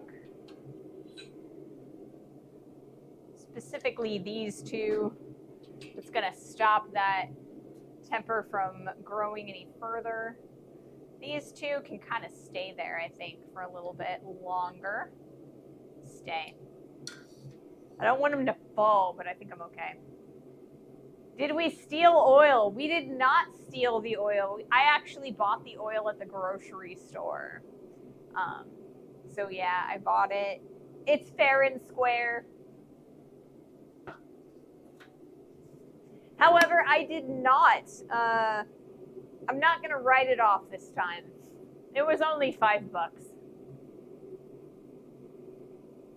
I think it would be really odd to have to explain to my tax auditor why I'm writing off vegetable oil on my taxes for $5 and a can of SpaghettiOs. I didn't eat the SpaghettiOs. I wasted them. I'm a horrible person. All right, so this guy has reached straw yellow at the tip on the square punch. This one, I think that it's not going to reach straw yellow, so we're going to do this a little bit.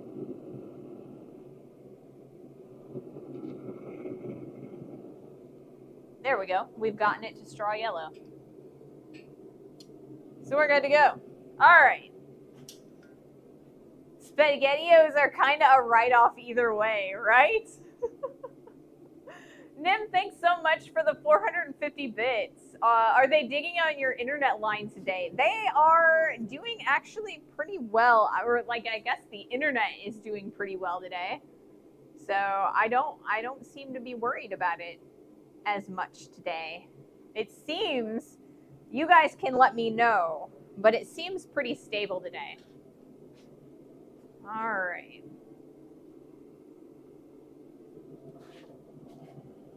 What was I doing? I was doing something, guys. I was doing something. I was working on a leaf. That's what I was doing, guys. That's what I was doing.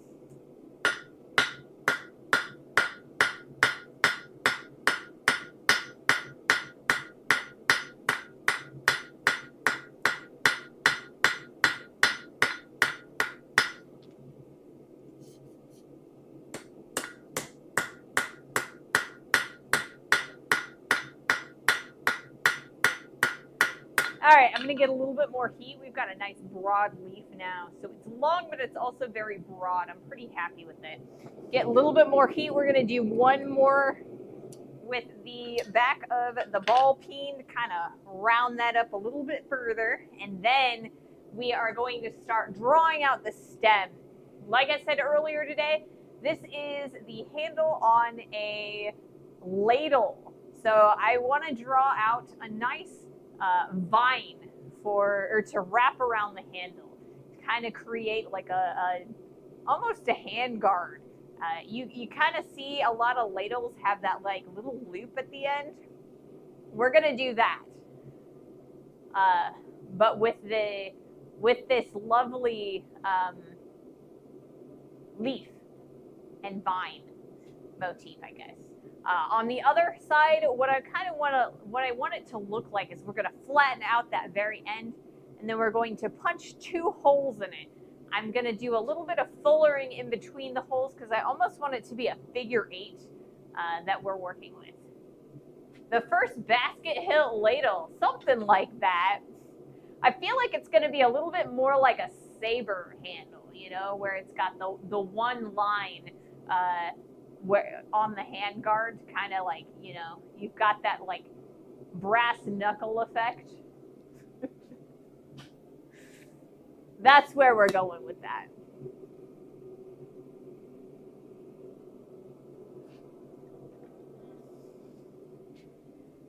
So I almost feel like the hardening and tempering of those like the punches and chisels almost took the entire stream.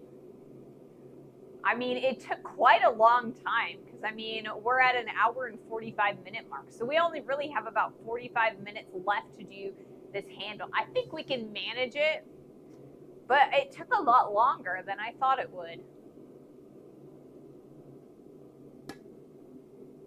I mean, it could be a grog ladle, guys. It could be a grog ladle. Or like, what is it? Something about a mule? Is it a Memphis mule? You know, where they put them in the copper cups or like the copper mugs? Maybe it'll be a ladle for that. I think we're going to use a piece of copper for the ladle part. Moscow mule. Yes, I knew you guys would know what that was. A Moscow mule. Never the Australian pronunciation of no. Nar. Nar. I had some friends from Australia that they moved here to the United States, and they used to go to the church that I went to. And it was always interesting to talk to them because they'd use like Australian idioms and stuff like that. And there's so many weird ones. All right, let's do my last heat on that, broadening out that leaf. We will be doing a little bit of shaping on this leaf in a few, but for the moment, we'll be done with it after this heat, that is. You know what? I lied. I'm going to do one more heat after this. You know why? Because we've got all of this, like, these little hammer blows. I want to flatten it out so that you don't kind of see the hammer texture on there. But other than that, we're good with this leaf. I'm pretty happy with it. So from there, we're going to draw it about yay long into the thinnest that I can manage to do. And then this back here will be our the attachment for the actual bowl of the ladle. Lying! I am a lying liar who lies, guys.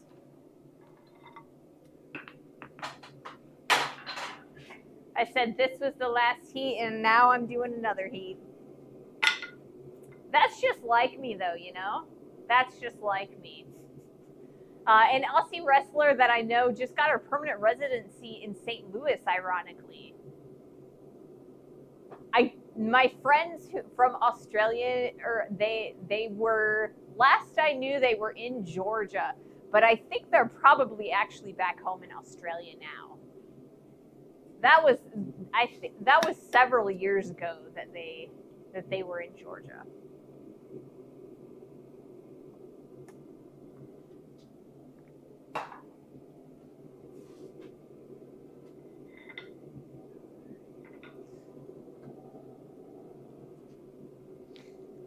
So yeah, like I said, I do want to do a little bit of shaping on this leaf, but I think I'm going to leave that shaping to when we start rolling it around the handle. I want to make it usable, you know? So if it needs to wrap around the ladle itself, I think that's where we're going to get our shape from.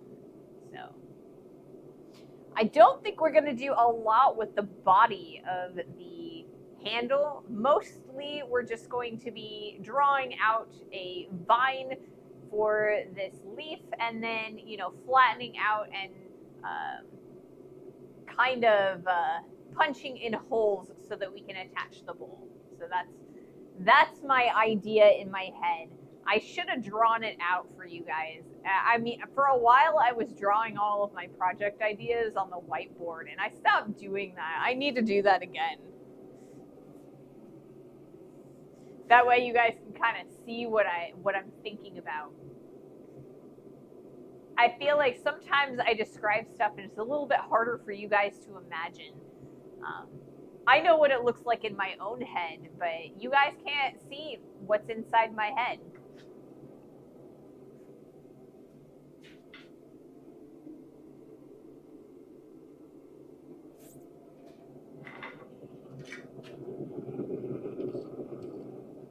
All right, let's flatten this out a little bit.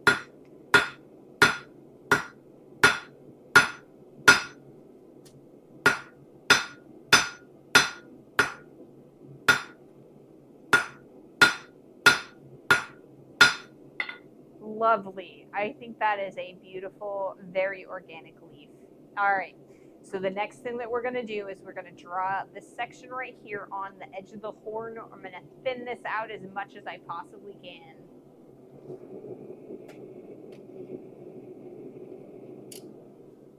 So we're going to change the angle on the camera. Last one I did, I made a basket twist handle. Been there, done that. Now I'll never do another. Man, basket twist can get really complex, you know? Did you weld them? Or did you cut them? A basket hilt is typically 4 bars that are twisted and then untwisted in a basket-like shape. It can be done multiple ways, but the most popular are cutting them apart from a single bar or welding 4 bars together on the ends.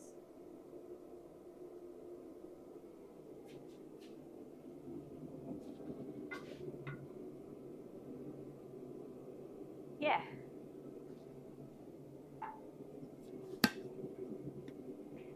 I think I've never actually made a ladle. This is kind of another one of those projects I've never made. I've kind of theorized. I forge welded them together and to the ladle handle. That makes sense. Yeah. See, that's how I would approach it, right? Because it's really challenging to cut apart the bars and have them meet, you know, or cut them all the way through.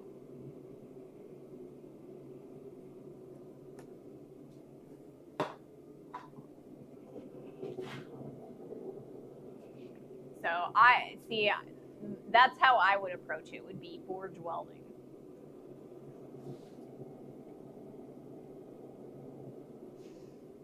All right, let's do another heat. Like I said, what we're going to be doing is drawing out this material into a really skinny, long vine. So I'm going to start from like back here.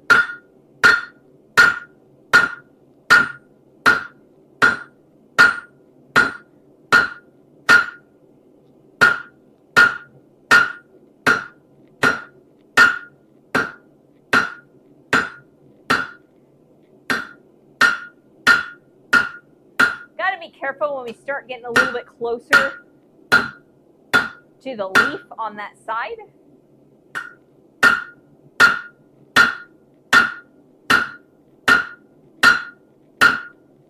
So we don't actually hit it, you know? All right, more heat.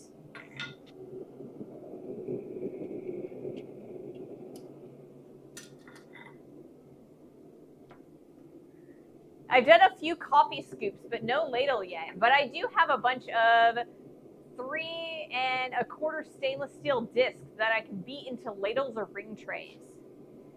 I really like doing vessels, right? I've said that a lot. I've made a lot of just like little vessels for like teacups and things like that, but I haven't done a lot of them for blacksmithing specifically. I made a matching spatula, fork, and ladle for outdoor disc cooker for a coworker. I mean, you know, it's a pretty good project. We've done a couple of those things. It's a little bit of a challenge, but you know, it's pretty in the end, and a lot of people will appreciate it. So, you know, it's a nice thing to do, you know.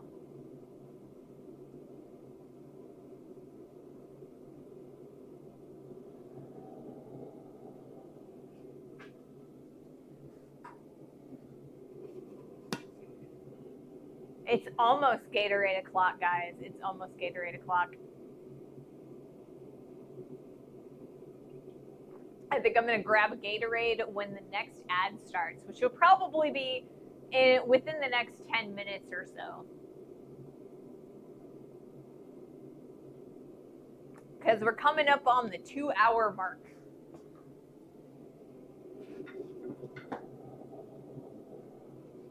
So I was hoping to get this ladle all the way done today, or like the handle, all the way done today, and then only have to work on the bowl of the ladle on Monday. But I don't think it's necessarily going to be a bad thing if we have to work on both on Monday, because I have to fill a little bit of time on Monday.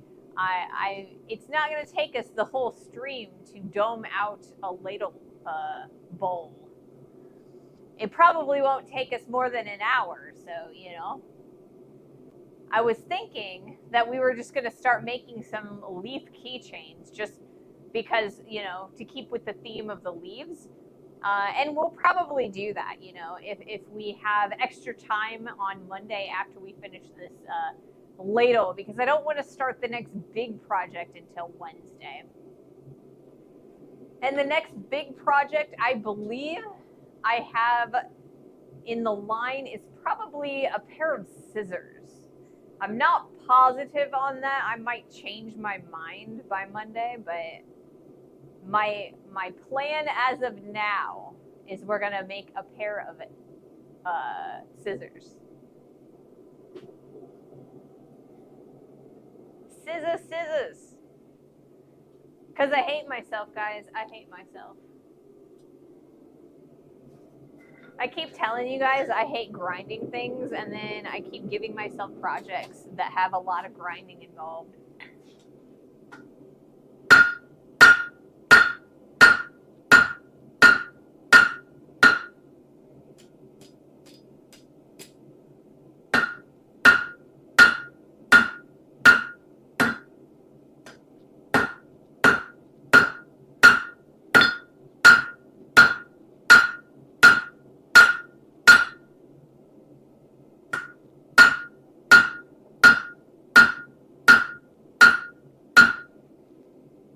Some weird noise is going on.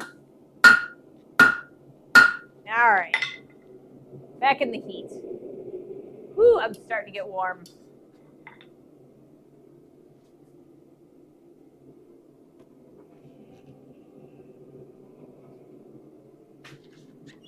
Let's open this door a little bit. Maybe open that door.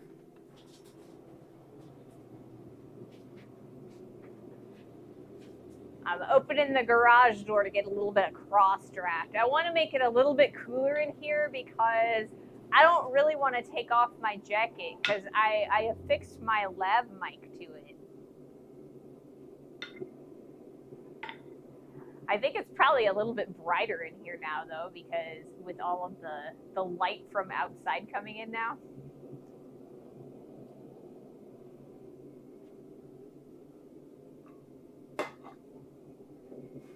Scissors is a challenge for sure. That's a level of flat I can't do yet.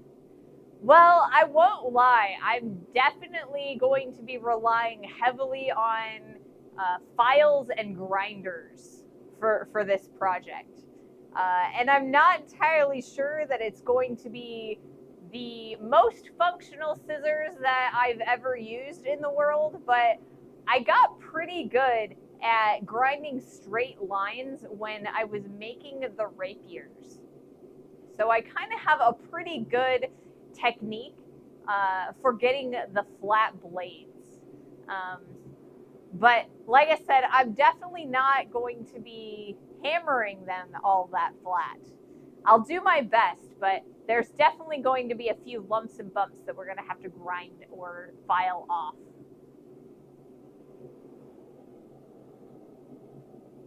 But like I said, last Wednesday, I really enjoy challenging myself. I love figuring out the hardest iteration of a project and then just having to work through all of the lumps and bumps along the way. I learned so much that way. One pair of scissors that I saw looked like two blacksmith knives with then handles bent the opposite way and joined. That is the design that I will be going with, is two blacksmith knives that are riveted together. I'm going to build them exactly like I would build a set of tongs, right? So when I'm actively building them, they will be built exactly the same way. So then when I flip them, they will create these scissors. like the blades of the scissors. Or at least that's the goal. I gotta watch a few videos this weekend. Make sure that I have that internalized in my head properly.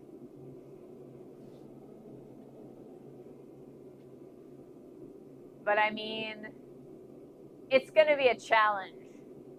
We're gonna find some lumps and bumps along the way, and I'm gonna screw some stuff up. I know this already, you know? I am more than likely biting off more than I can chew, but I think it'll be fun.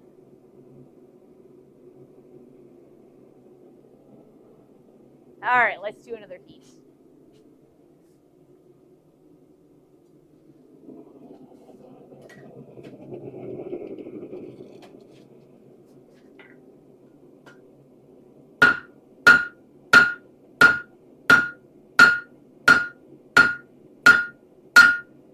Man, I've got this like string from my sweatshirt.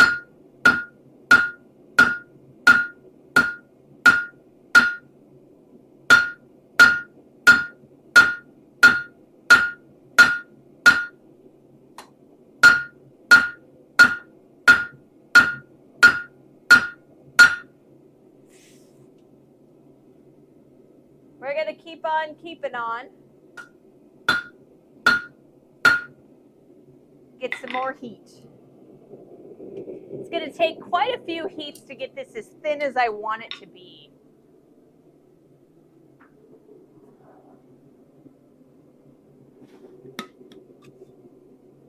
Oh yeah, I don't have any liquid left. So I guess I'm supposed to, or I told you guys I was gonna wait until the next ad, and it's starting in about 3 minutes. So I actually predicted that relatively closely. That's not bad.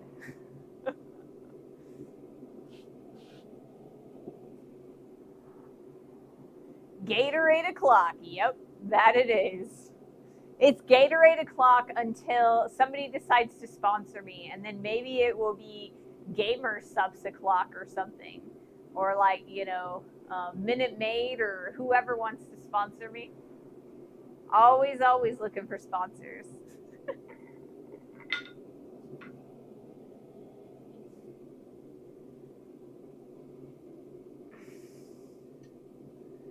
So yeah, it's going to be a pretty darn busy weekend for me, I think. I think I'm probably going to relax on Sunday, though. Like I said, the butler is going to be working tomorrow, which is sad for me.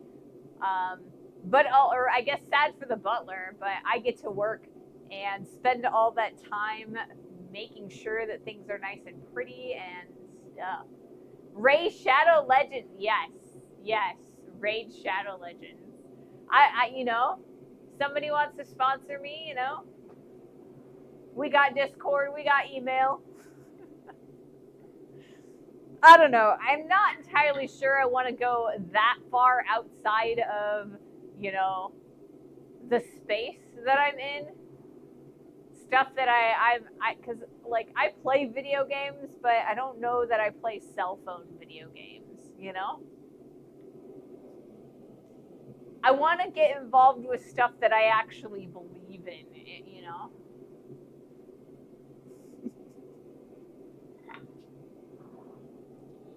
Okay.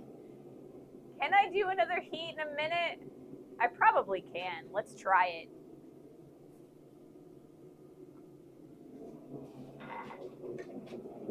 If I don't drop my hammer.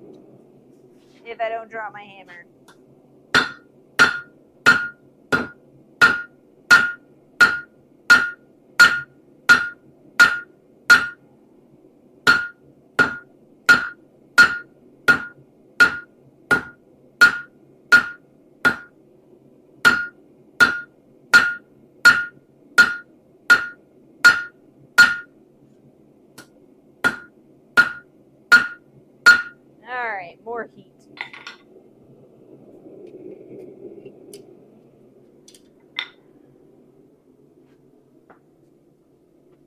We're getting more snow. Nuh-uh, no more snow. I'm done with snow for the year. No more snow. It can go away.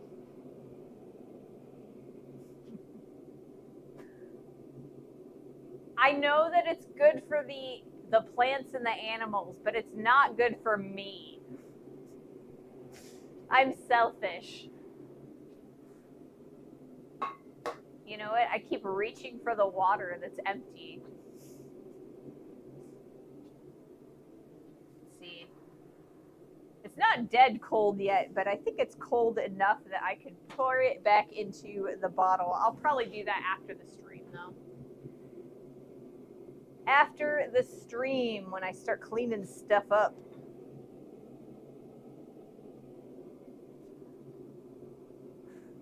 So, yeah. I don't know. I don't know, guys. I don't know. All right. I'm going to grab a drink. I'll be right back. And then I'm probably also going to change the angle of the camera. Change the angle of the camera. Is there a cold one? Yes, there is. I'll have to load it up when I get done, too.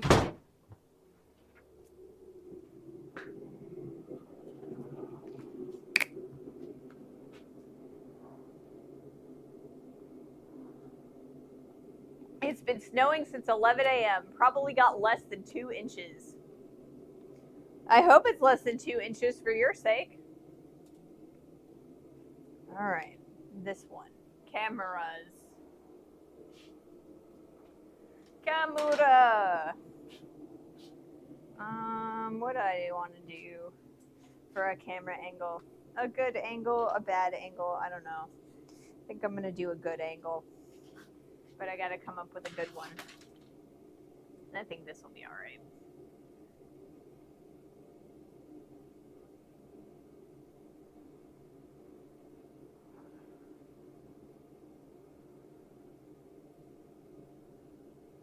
All right, cool.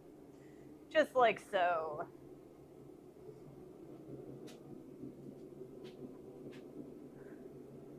Gatorade could sponsor me. Yeah, Gatorade could sponsor me. Gatorade should sponsor me, I think. Yeah, it's only 7 a.m. I could go for a cold one, too.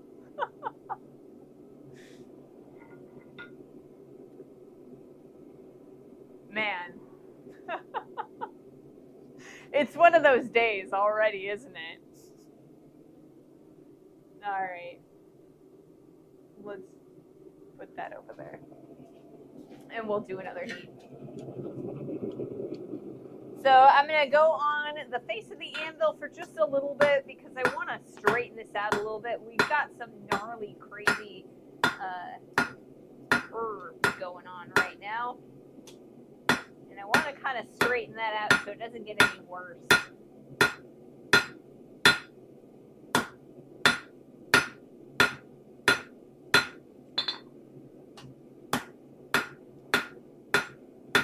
We're kind of starting to see what I'm looking at here as far as, you know, a handle. So we've got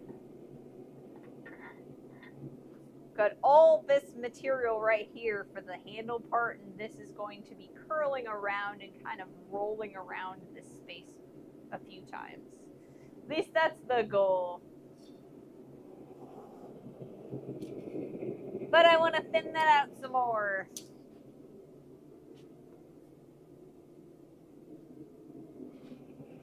Thinny, thinny.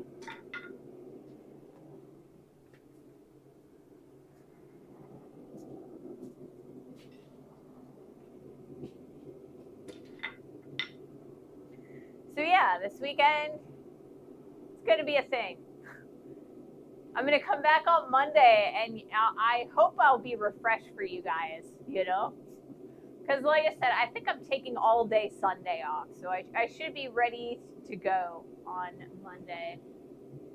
Like I said, we are going to be creating the bowl for this ladle and finishing whatever we don't have done from the handle. I think what we're going to end up having to do a little bit of punching Maybe a little bit more drawing out on this vine. So, because we're starting to run a little bit long on the stream, or not long because, you know, we haven't reached our end yet, but, you know, we're getting close to the end.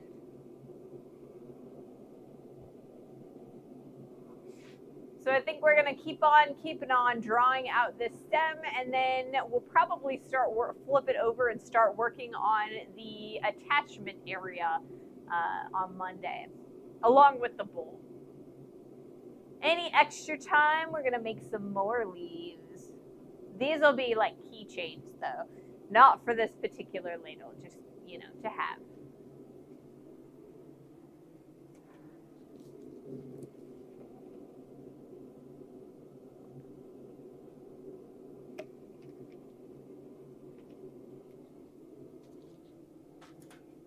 Alrighty.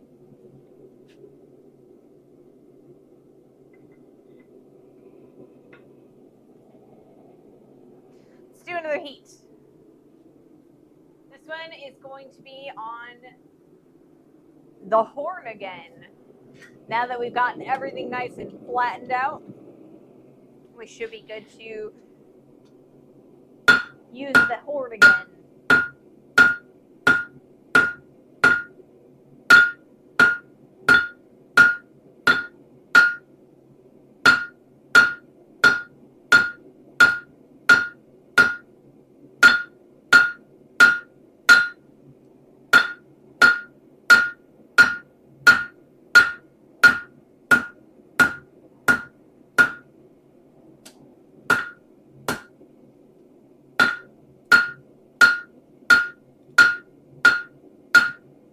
All right, we're getting there. We're getting there. You know what? That landed on my foot. Good thing I have steel toes on, guys. Good thing I got steel toes on. That's 2 drops this stream. Not too bad, actually.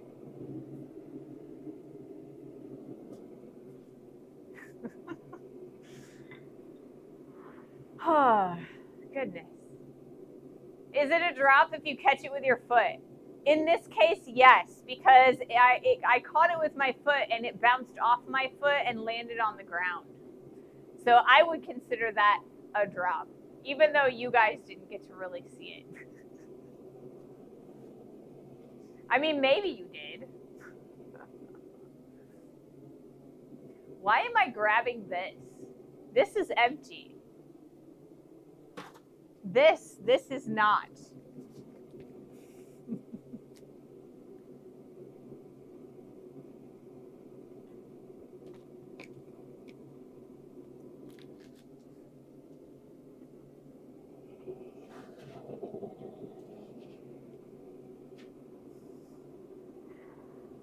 Gonna do a few more heats. I want to get to the point where I can kind of round out the vine. So I want it to be a little bit thinner. And then once I take off the quarters, it should thin out even further. So we're going to do another heat. But that's my goal for the end of the stream today, is making sure that I, you know, have a round vine. I think maybe curling it might be in the cards today too.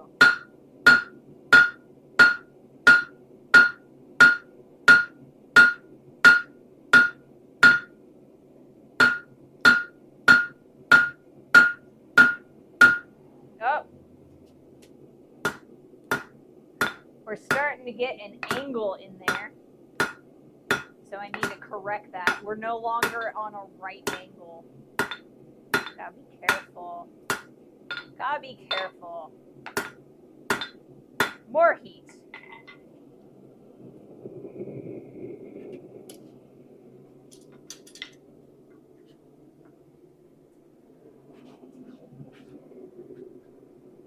So I have this habit of dragging my hammer towards the right as I'm hammering, and that oftentimes will put a little bit of extra pressure that kind of drags the steel a little bit towards the right. So that kind of, it forces the material to create a parallelogram as opposed to a square in the profile. So I often have to fix that when I'm working.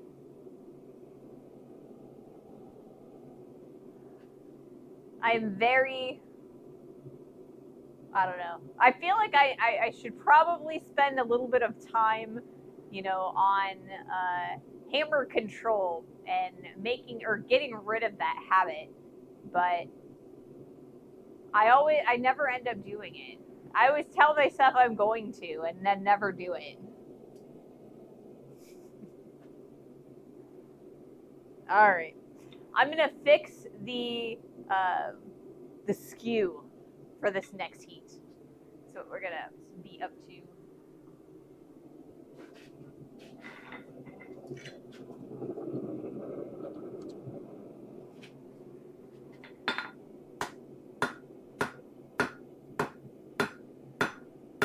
I feel like it also does not help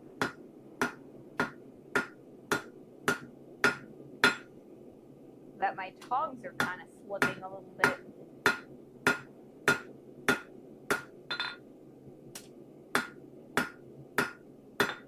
We're getting there.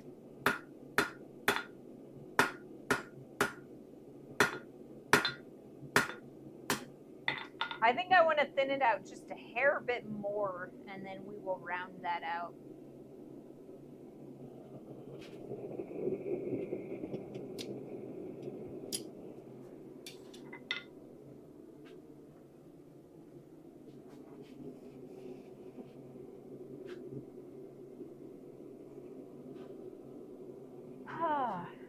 I think this is actually going to turn out pretty. And I know that that's kind of weird thing, or a weird thing for me to say, because all my stuff should turn out pretty, but a lot of times, I don't know, I get lazy about it. So I'm trying to get less lazy and kind of make things pretty.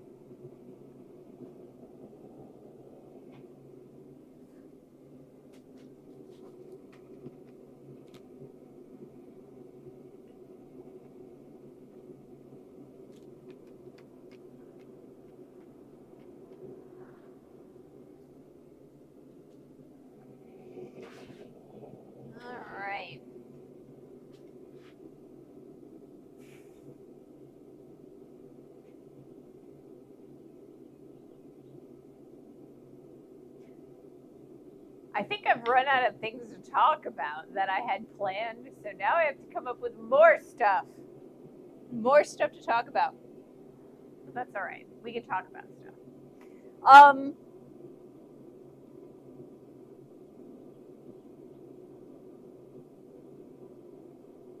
Or maybe, I don't know. I'm going to do another heat. Then maybe I'll think of something to talk about. I apologize, guys.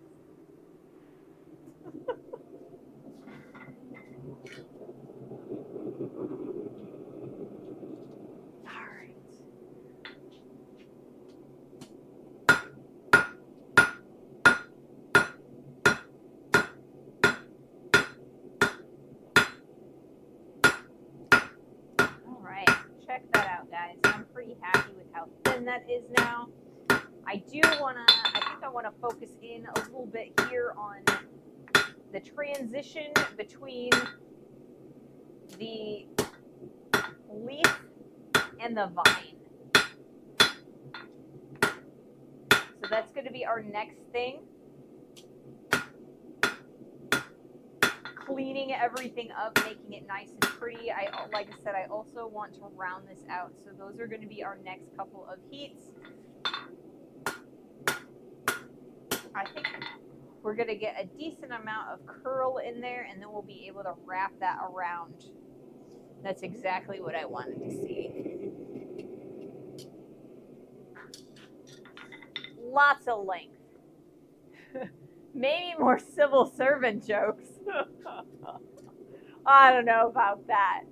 I don't want to pick on any particular job, What if we've got civil servants here, watching the stream,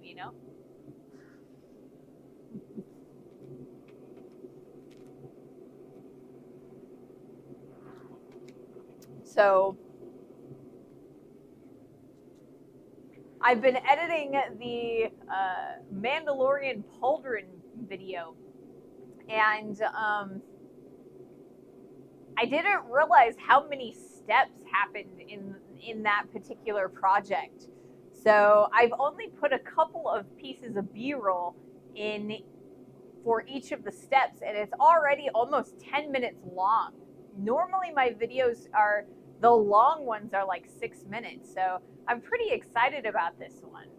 So it's going to be a nice long video, and it's not going to be boring because, you know, I could almost put more B-roll in it and kind of make it more interesting. I don't have anything or any one shot on there for like that long.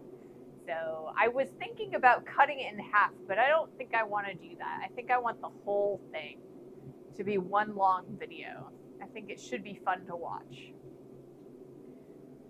They might not be German, or they might have a sense of humor. If not, well, maybe civil servants want to sponsor the stream.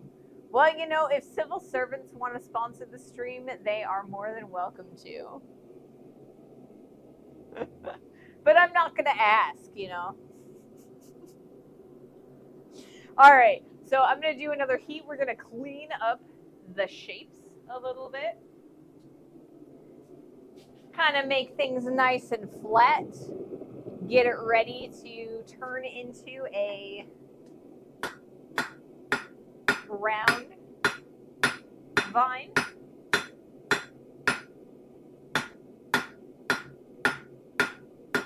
Look at that. That's nice.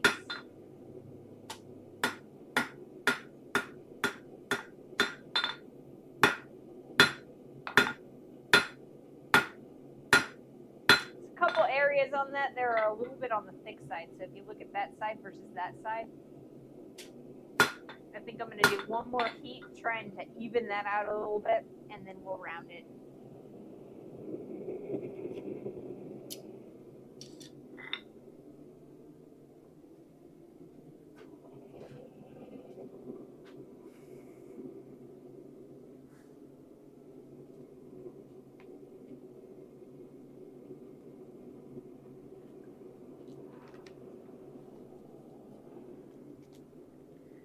So it's thin enough right now that it doesn't take very long to heat up, but it also gets cold a lot faster. And so I don't have quite as much work time with the thin vine like we've got it. They might want to do it, but to apply for it, you will first send a letter in the mail to request a form, fill it in, send it back, get it back, because 42 part 3 was not filled in correctly. Send it in, wait again 3 weeks, get another form. Something like that. That, or I'd have to send in a grant, you know, like all of the paperwork for a grant. I was going to make a civil servant comment, but maybe you nailed it. Yeah. All right, let's do another heat. I closed the garage door because it was starting to let a little bit more cold air in here than I really wanted. So hopefully it'll be a little bit warmer and we'll have a little bit more work time.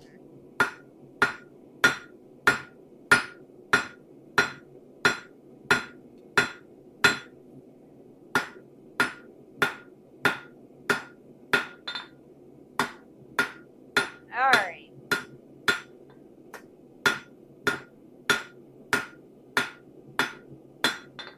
Next heat, we're gonna round this guy out.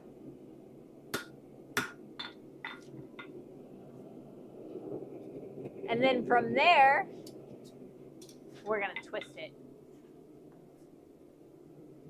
Only thing worse than getting a grant is getting a Chad. Is that a hanging Chad? I was gonna make a civil service joke, but I couldn't find the form. My fax machine was broken to send it over.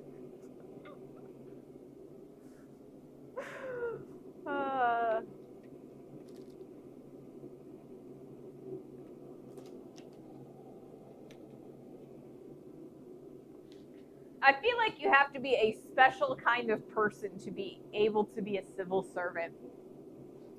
Because not only do you have to like filing and, forms and computers and things like that, but you also have to be willing to accept public funds. So oftentimes you don't tend to get paid as much as you would be in a private field.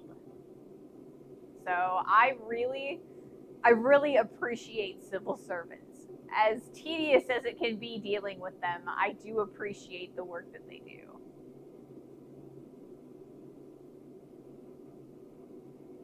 Been thinking about some things, wondering about that path.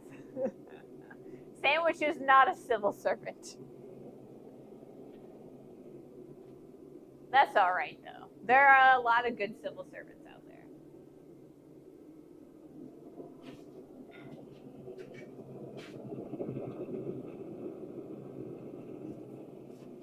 All right, we are going to be rounding this out, so we are taking the corners off.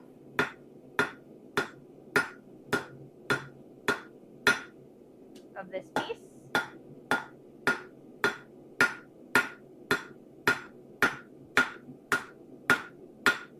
We're going from square to octagon, and from octagon to round.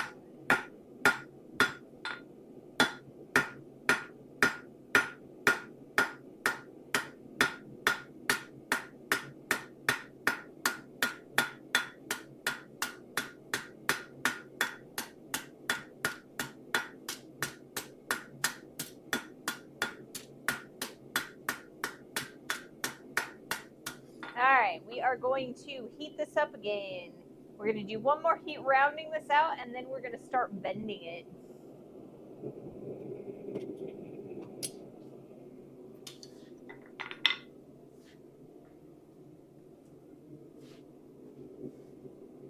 I just don't want to be around that don't drug test anyone for reasons.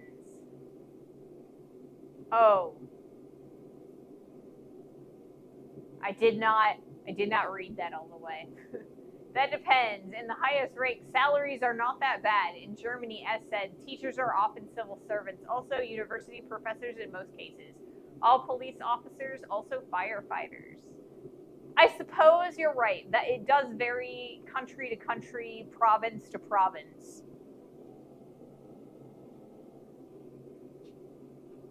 So, I don't know.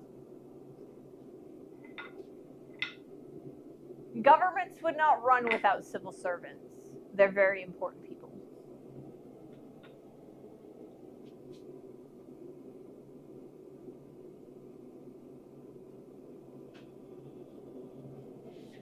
All right. Let's round this out.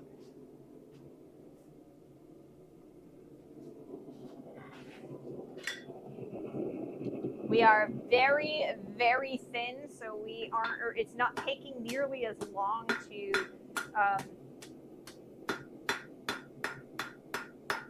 heat this up.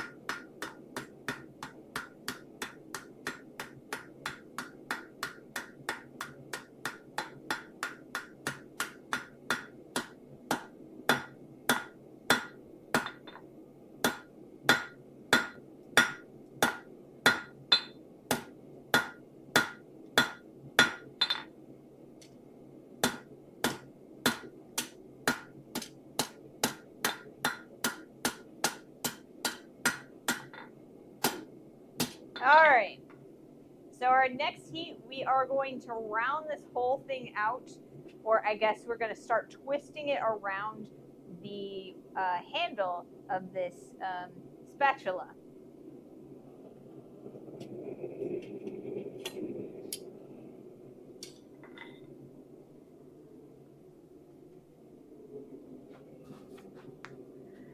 So I think the way we're at right now, I kind of want to just put like a little circle at the end so that you can kind of hang this ladle on a hook.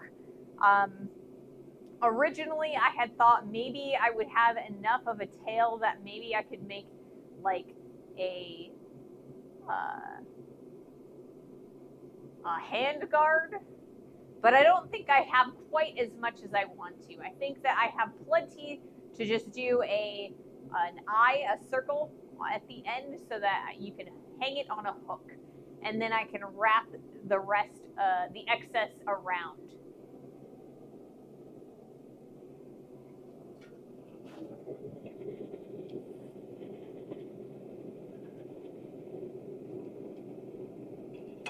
Trying to get it nice and warm so that we can do as much of it as possible in one heat. It's probably going to take 2 or 3 heats to do this, though.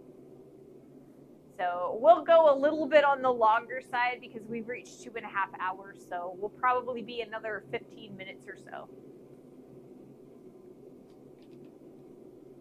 All right. I'm going to move the camera one last time.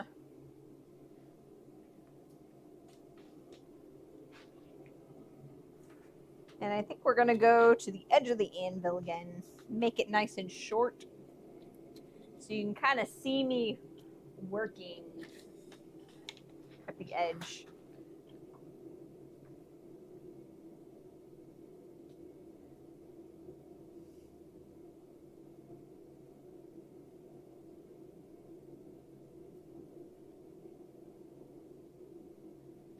Okay, cool. Good to go on that. So I think I'm going to put that right. No, I think that maybe that's the best place. Probably. That's probably the best place. Because we're not going to be working there. All right, let's do this, guys. We are going to hammer this backwards like so first. And then we're going to start curling this guy in a round sort of way, or maybe not. I'm going to get a little bit more heat. I know we didn't make much progress, but we're going to make some more in a few. That section wasn't amazingly hot yet. And I think, oh, it's already been snoozed 3 times. Well, I guess we will be waiting for this ad to go, and then we'll do a couple more heats twisting this vine around the handle. I did not realize that we had already snoozed 3 times. I have 0 snoozes left today.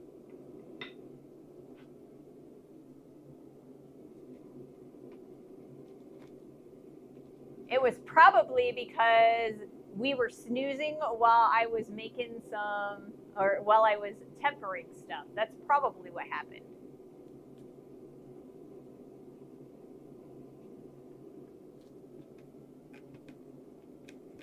No big deal. We've got a few heats left. It's going to take me a few heats to round this out and twist it around the handle. I am going to grab a set of scrolling tongs because eventually we're going to want to use these guys. I hope they're good ones, but wonder why there are so few repeating ones. The ads, are they variety ads this time? I never know what ads you guys get. I feel like because I don't do game stuff, it gets a little bit confused, you know, because the demographic around here isn't game stuff. So I don't know. Occasionally, when the butler watches the stream, I ask what kind of ads that they play, because the butler doesn't subscribe, and I get a lot of weird answers.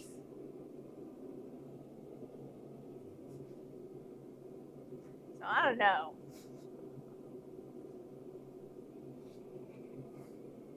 I think I might actually move the camera again.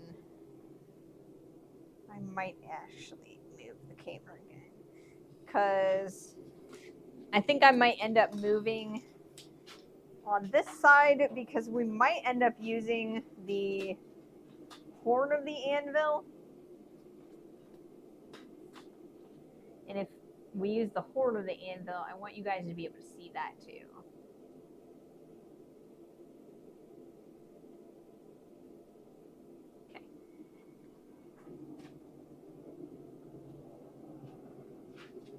cool, cool. Oh, on my end, it's many of the same. Doesn't matter the streamer. I think that what they do is oftentimes is show ads that are personalized to you, but then it also makes me wonder if like they just pick ads from whoever is paying for the ads, because I oftentimes will get gambling ads, and I don't gamble. I've never gambled, so I don't know. It's just weird. It's just weird. But I doubt they have an accurate advertiser profile of me. See, we get weird ads around here because the butler makes ads, so they are often looking up advertisements for random things or like, you know, businesses that they're making ads for, and so sometimes we'll get like wedding stuff, and sometimes it's weird, all of the different things that we get for ads. So once this ad break is over, I will do my next attempt. OMG, these Kalshi ads are very odd.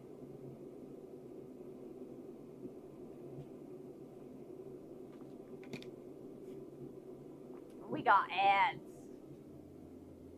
All the ads about ads.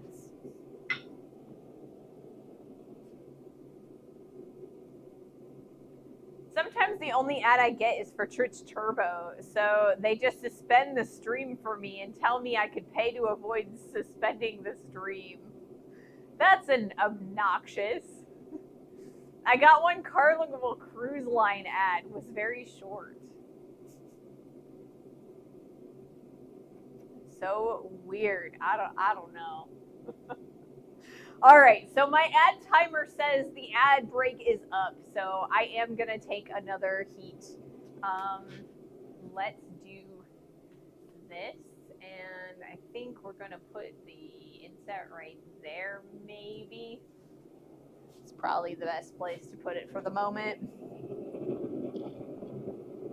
Like I said, we are gonna take a little bit of time here on the horn.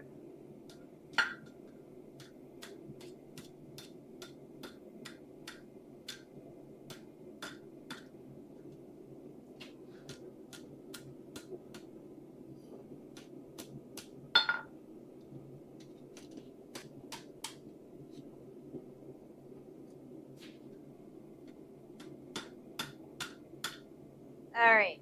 So from here, we're going to start wrapping the excess around the outs, or like the end of the handle, is what I'm trying to say.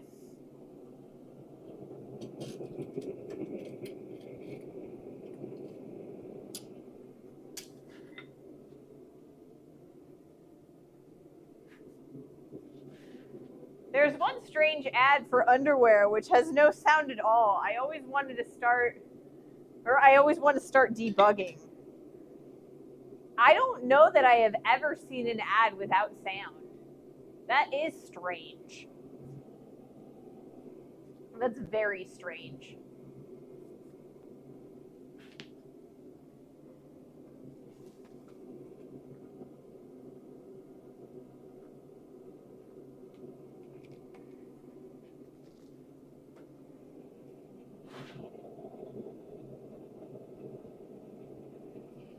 All right, let's do another heat. Like I said, these heats are going to go by pretty darn fast. Some of it will be done on the horn, some of it will be done on the edge.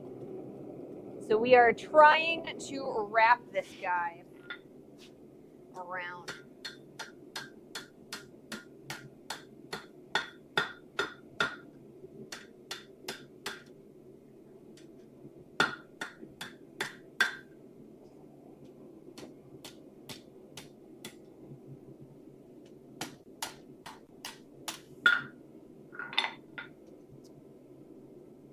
I think that's all right.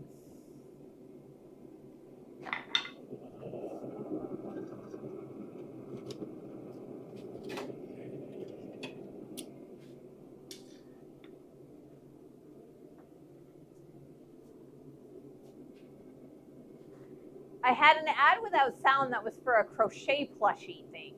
That's strange. It is a little bit on the strange side. Do you crochet though? I mean, there's a lot of people who do crochet in the makers and crafters like area of Twitch. So, I mean, you might be in the demographic for that. But I don't know that you necessarily do much in the way of crochet. I'm going to put these over here. If I do use them, we will be using them right here on the face of the anvil. All right, let's do this.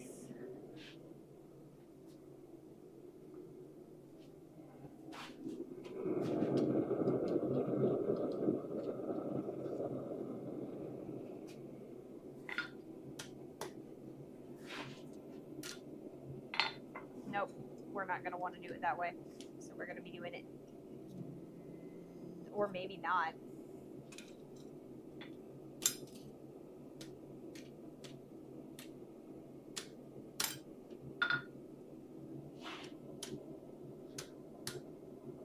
Apologies for the... Okay. There's the start. That's probably where we're going to be. Now we can start wrapping that around. Apologies, it took that long to get that to that point.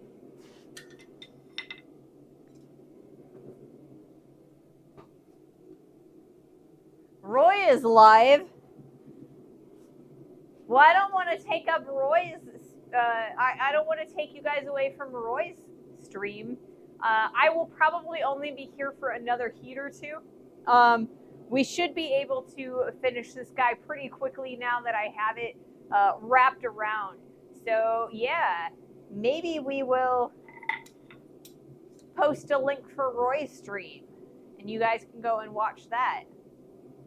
It's just a Q&A stream. Oh, okay. I still, you know, if you want to go watch it, I would love for you guys to do that. We support fellow blacksmiths around here, you know? Whoops.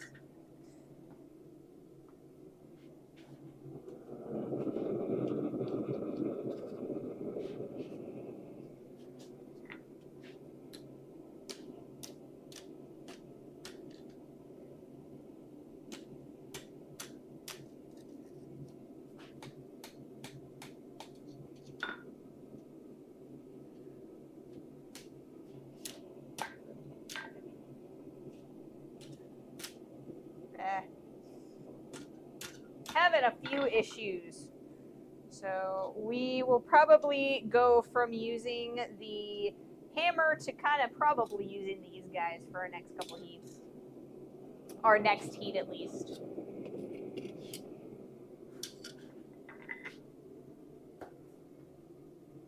Fellow and lady blacksmiths, yes. Although I feel like blacksmith is not really, you know, there are plenty of lady blacksmiths out there.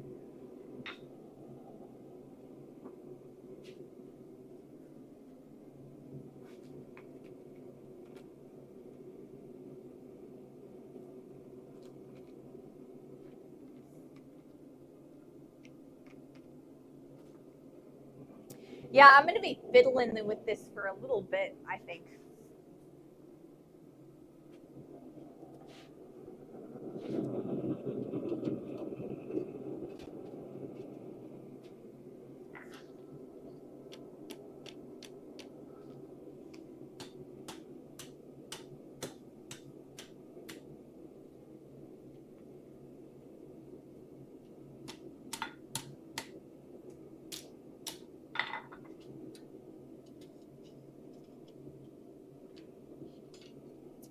Well, you know what? Maybe I will actually start using, I don't know. Blah. It's not working the way I want it to. Guys, it's not working the way I want it to, but that's all right. We'll get it to work.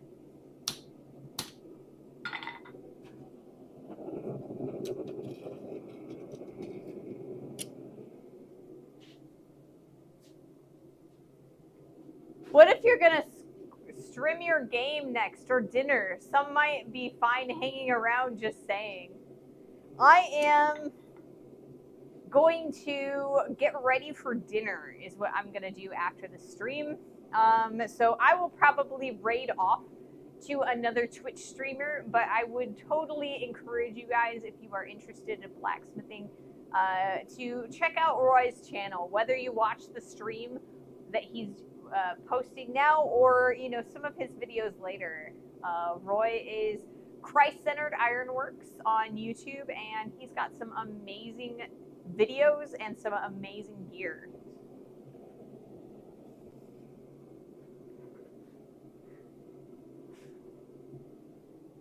Why, uh-oh.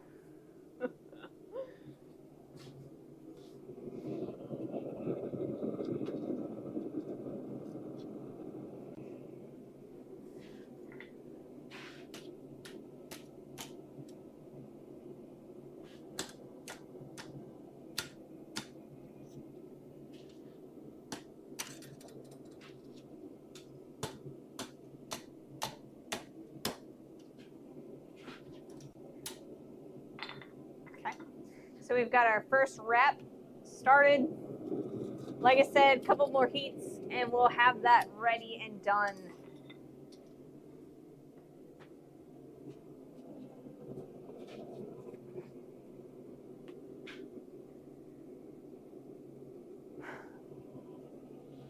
It's looking pretty nice. I am not normally the kind of blacksmith that's really good at doing this.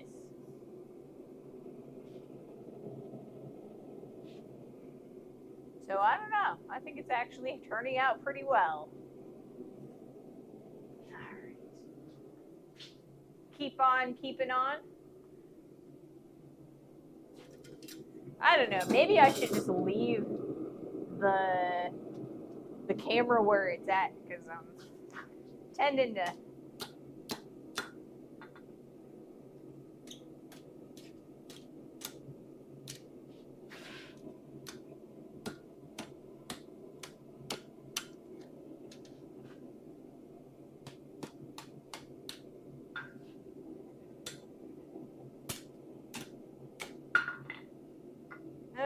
I think I need one more wrap around. And then I'll be happy.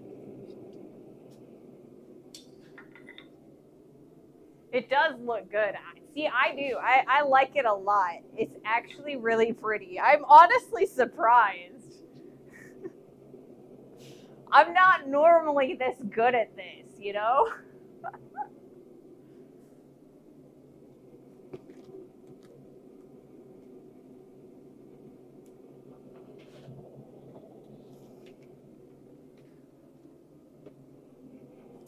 But yeah, I love the quick heats, or the heats in quick succession that we've got going on right now.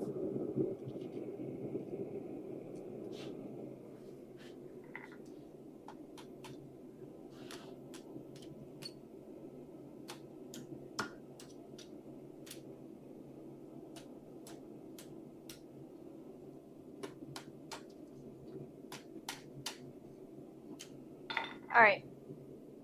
So I think we're pretty good there. I do want to spend a little bit of time shaping that a little bit further. We've got, this is kind of up really high. So I want to kind of flatten that out so it's not so out. But I think that's probably where we're going to leave it. Ray is on a roll. Can't stop now. Skill level check, level up. See, I don't know what it was, but like, since I did the trivet, I feel like my skill has kind of leveled up a little bit. And it's mostly because I'm trying deliberately to be a little bit more patient with myself and giving myself a little bit of grace, to slow down and take the extra heats that I need. And that is not like me. Definitely not.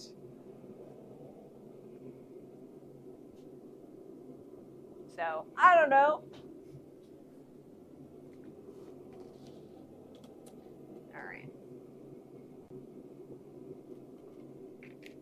All right, I'm out of Gatorade. This has got to be my last heat, guys.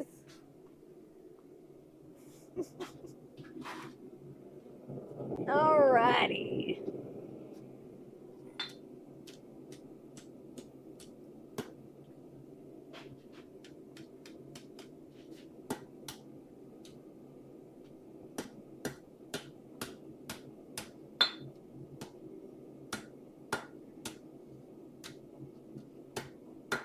All right. I think that's probably where we're going to leave it for the day. I'm actually I like that. I think it looks really nice. So, on Monday, what we're going to do is we're going to turn this guy around and we're going to start working on this side of the ladle handle. So, we're going to flatten this out and punch some holes in it. And we're also going to work on the bowl. So, that's where we are right now, guys. That's where we are right now.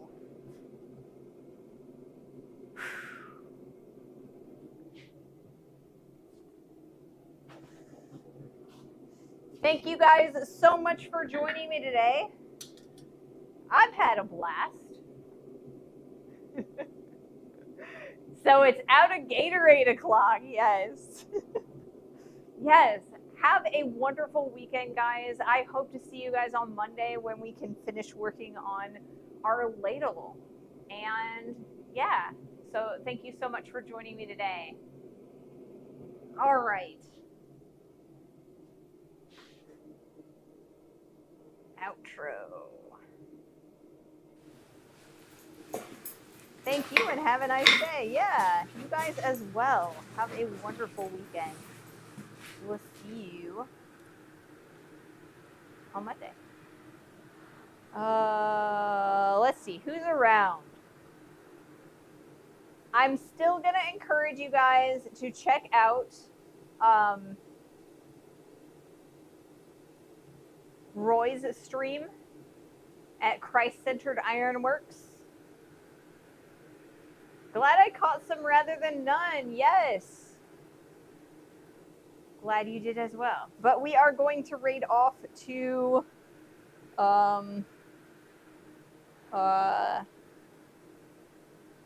Merrimack. Brains. All right. Oh, be right back.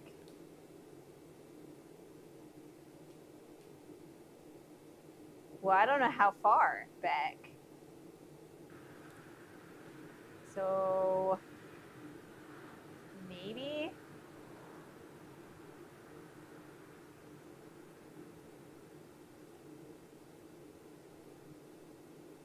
Who else is here that we can raid? Let's raid Mr. Boombody. It's been a little bit since we've raided Mr. Boombody.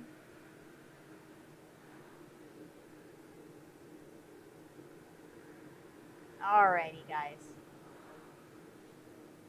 Thank you so much for joining me again. Have a wonderful weekend. We shall see you Monday to finish off that ladle. Bye, guys.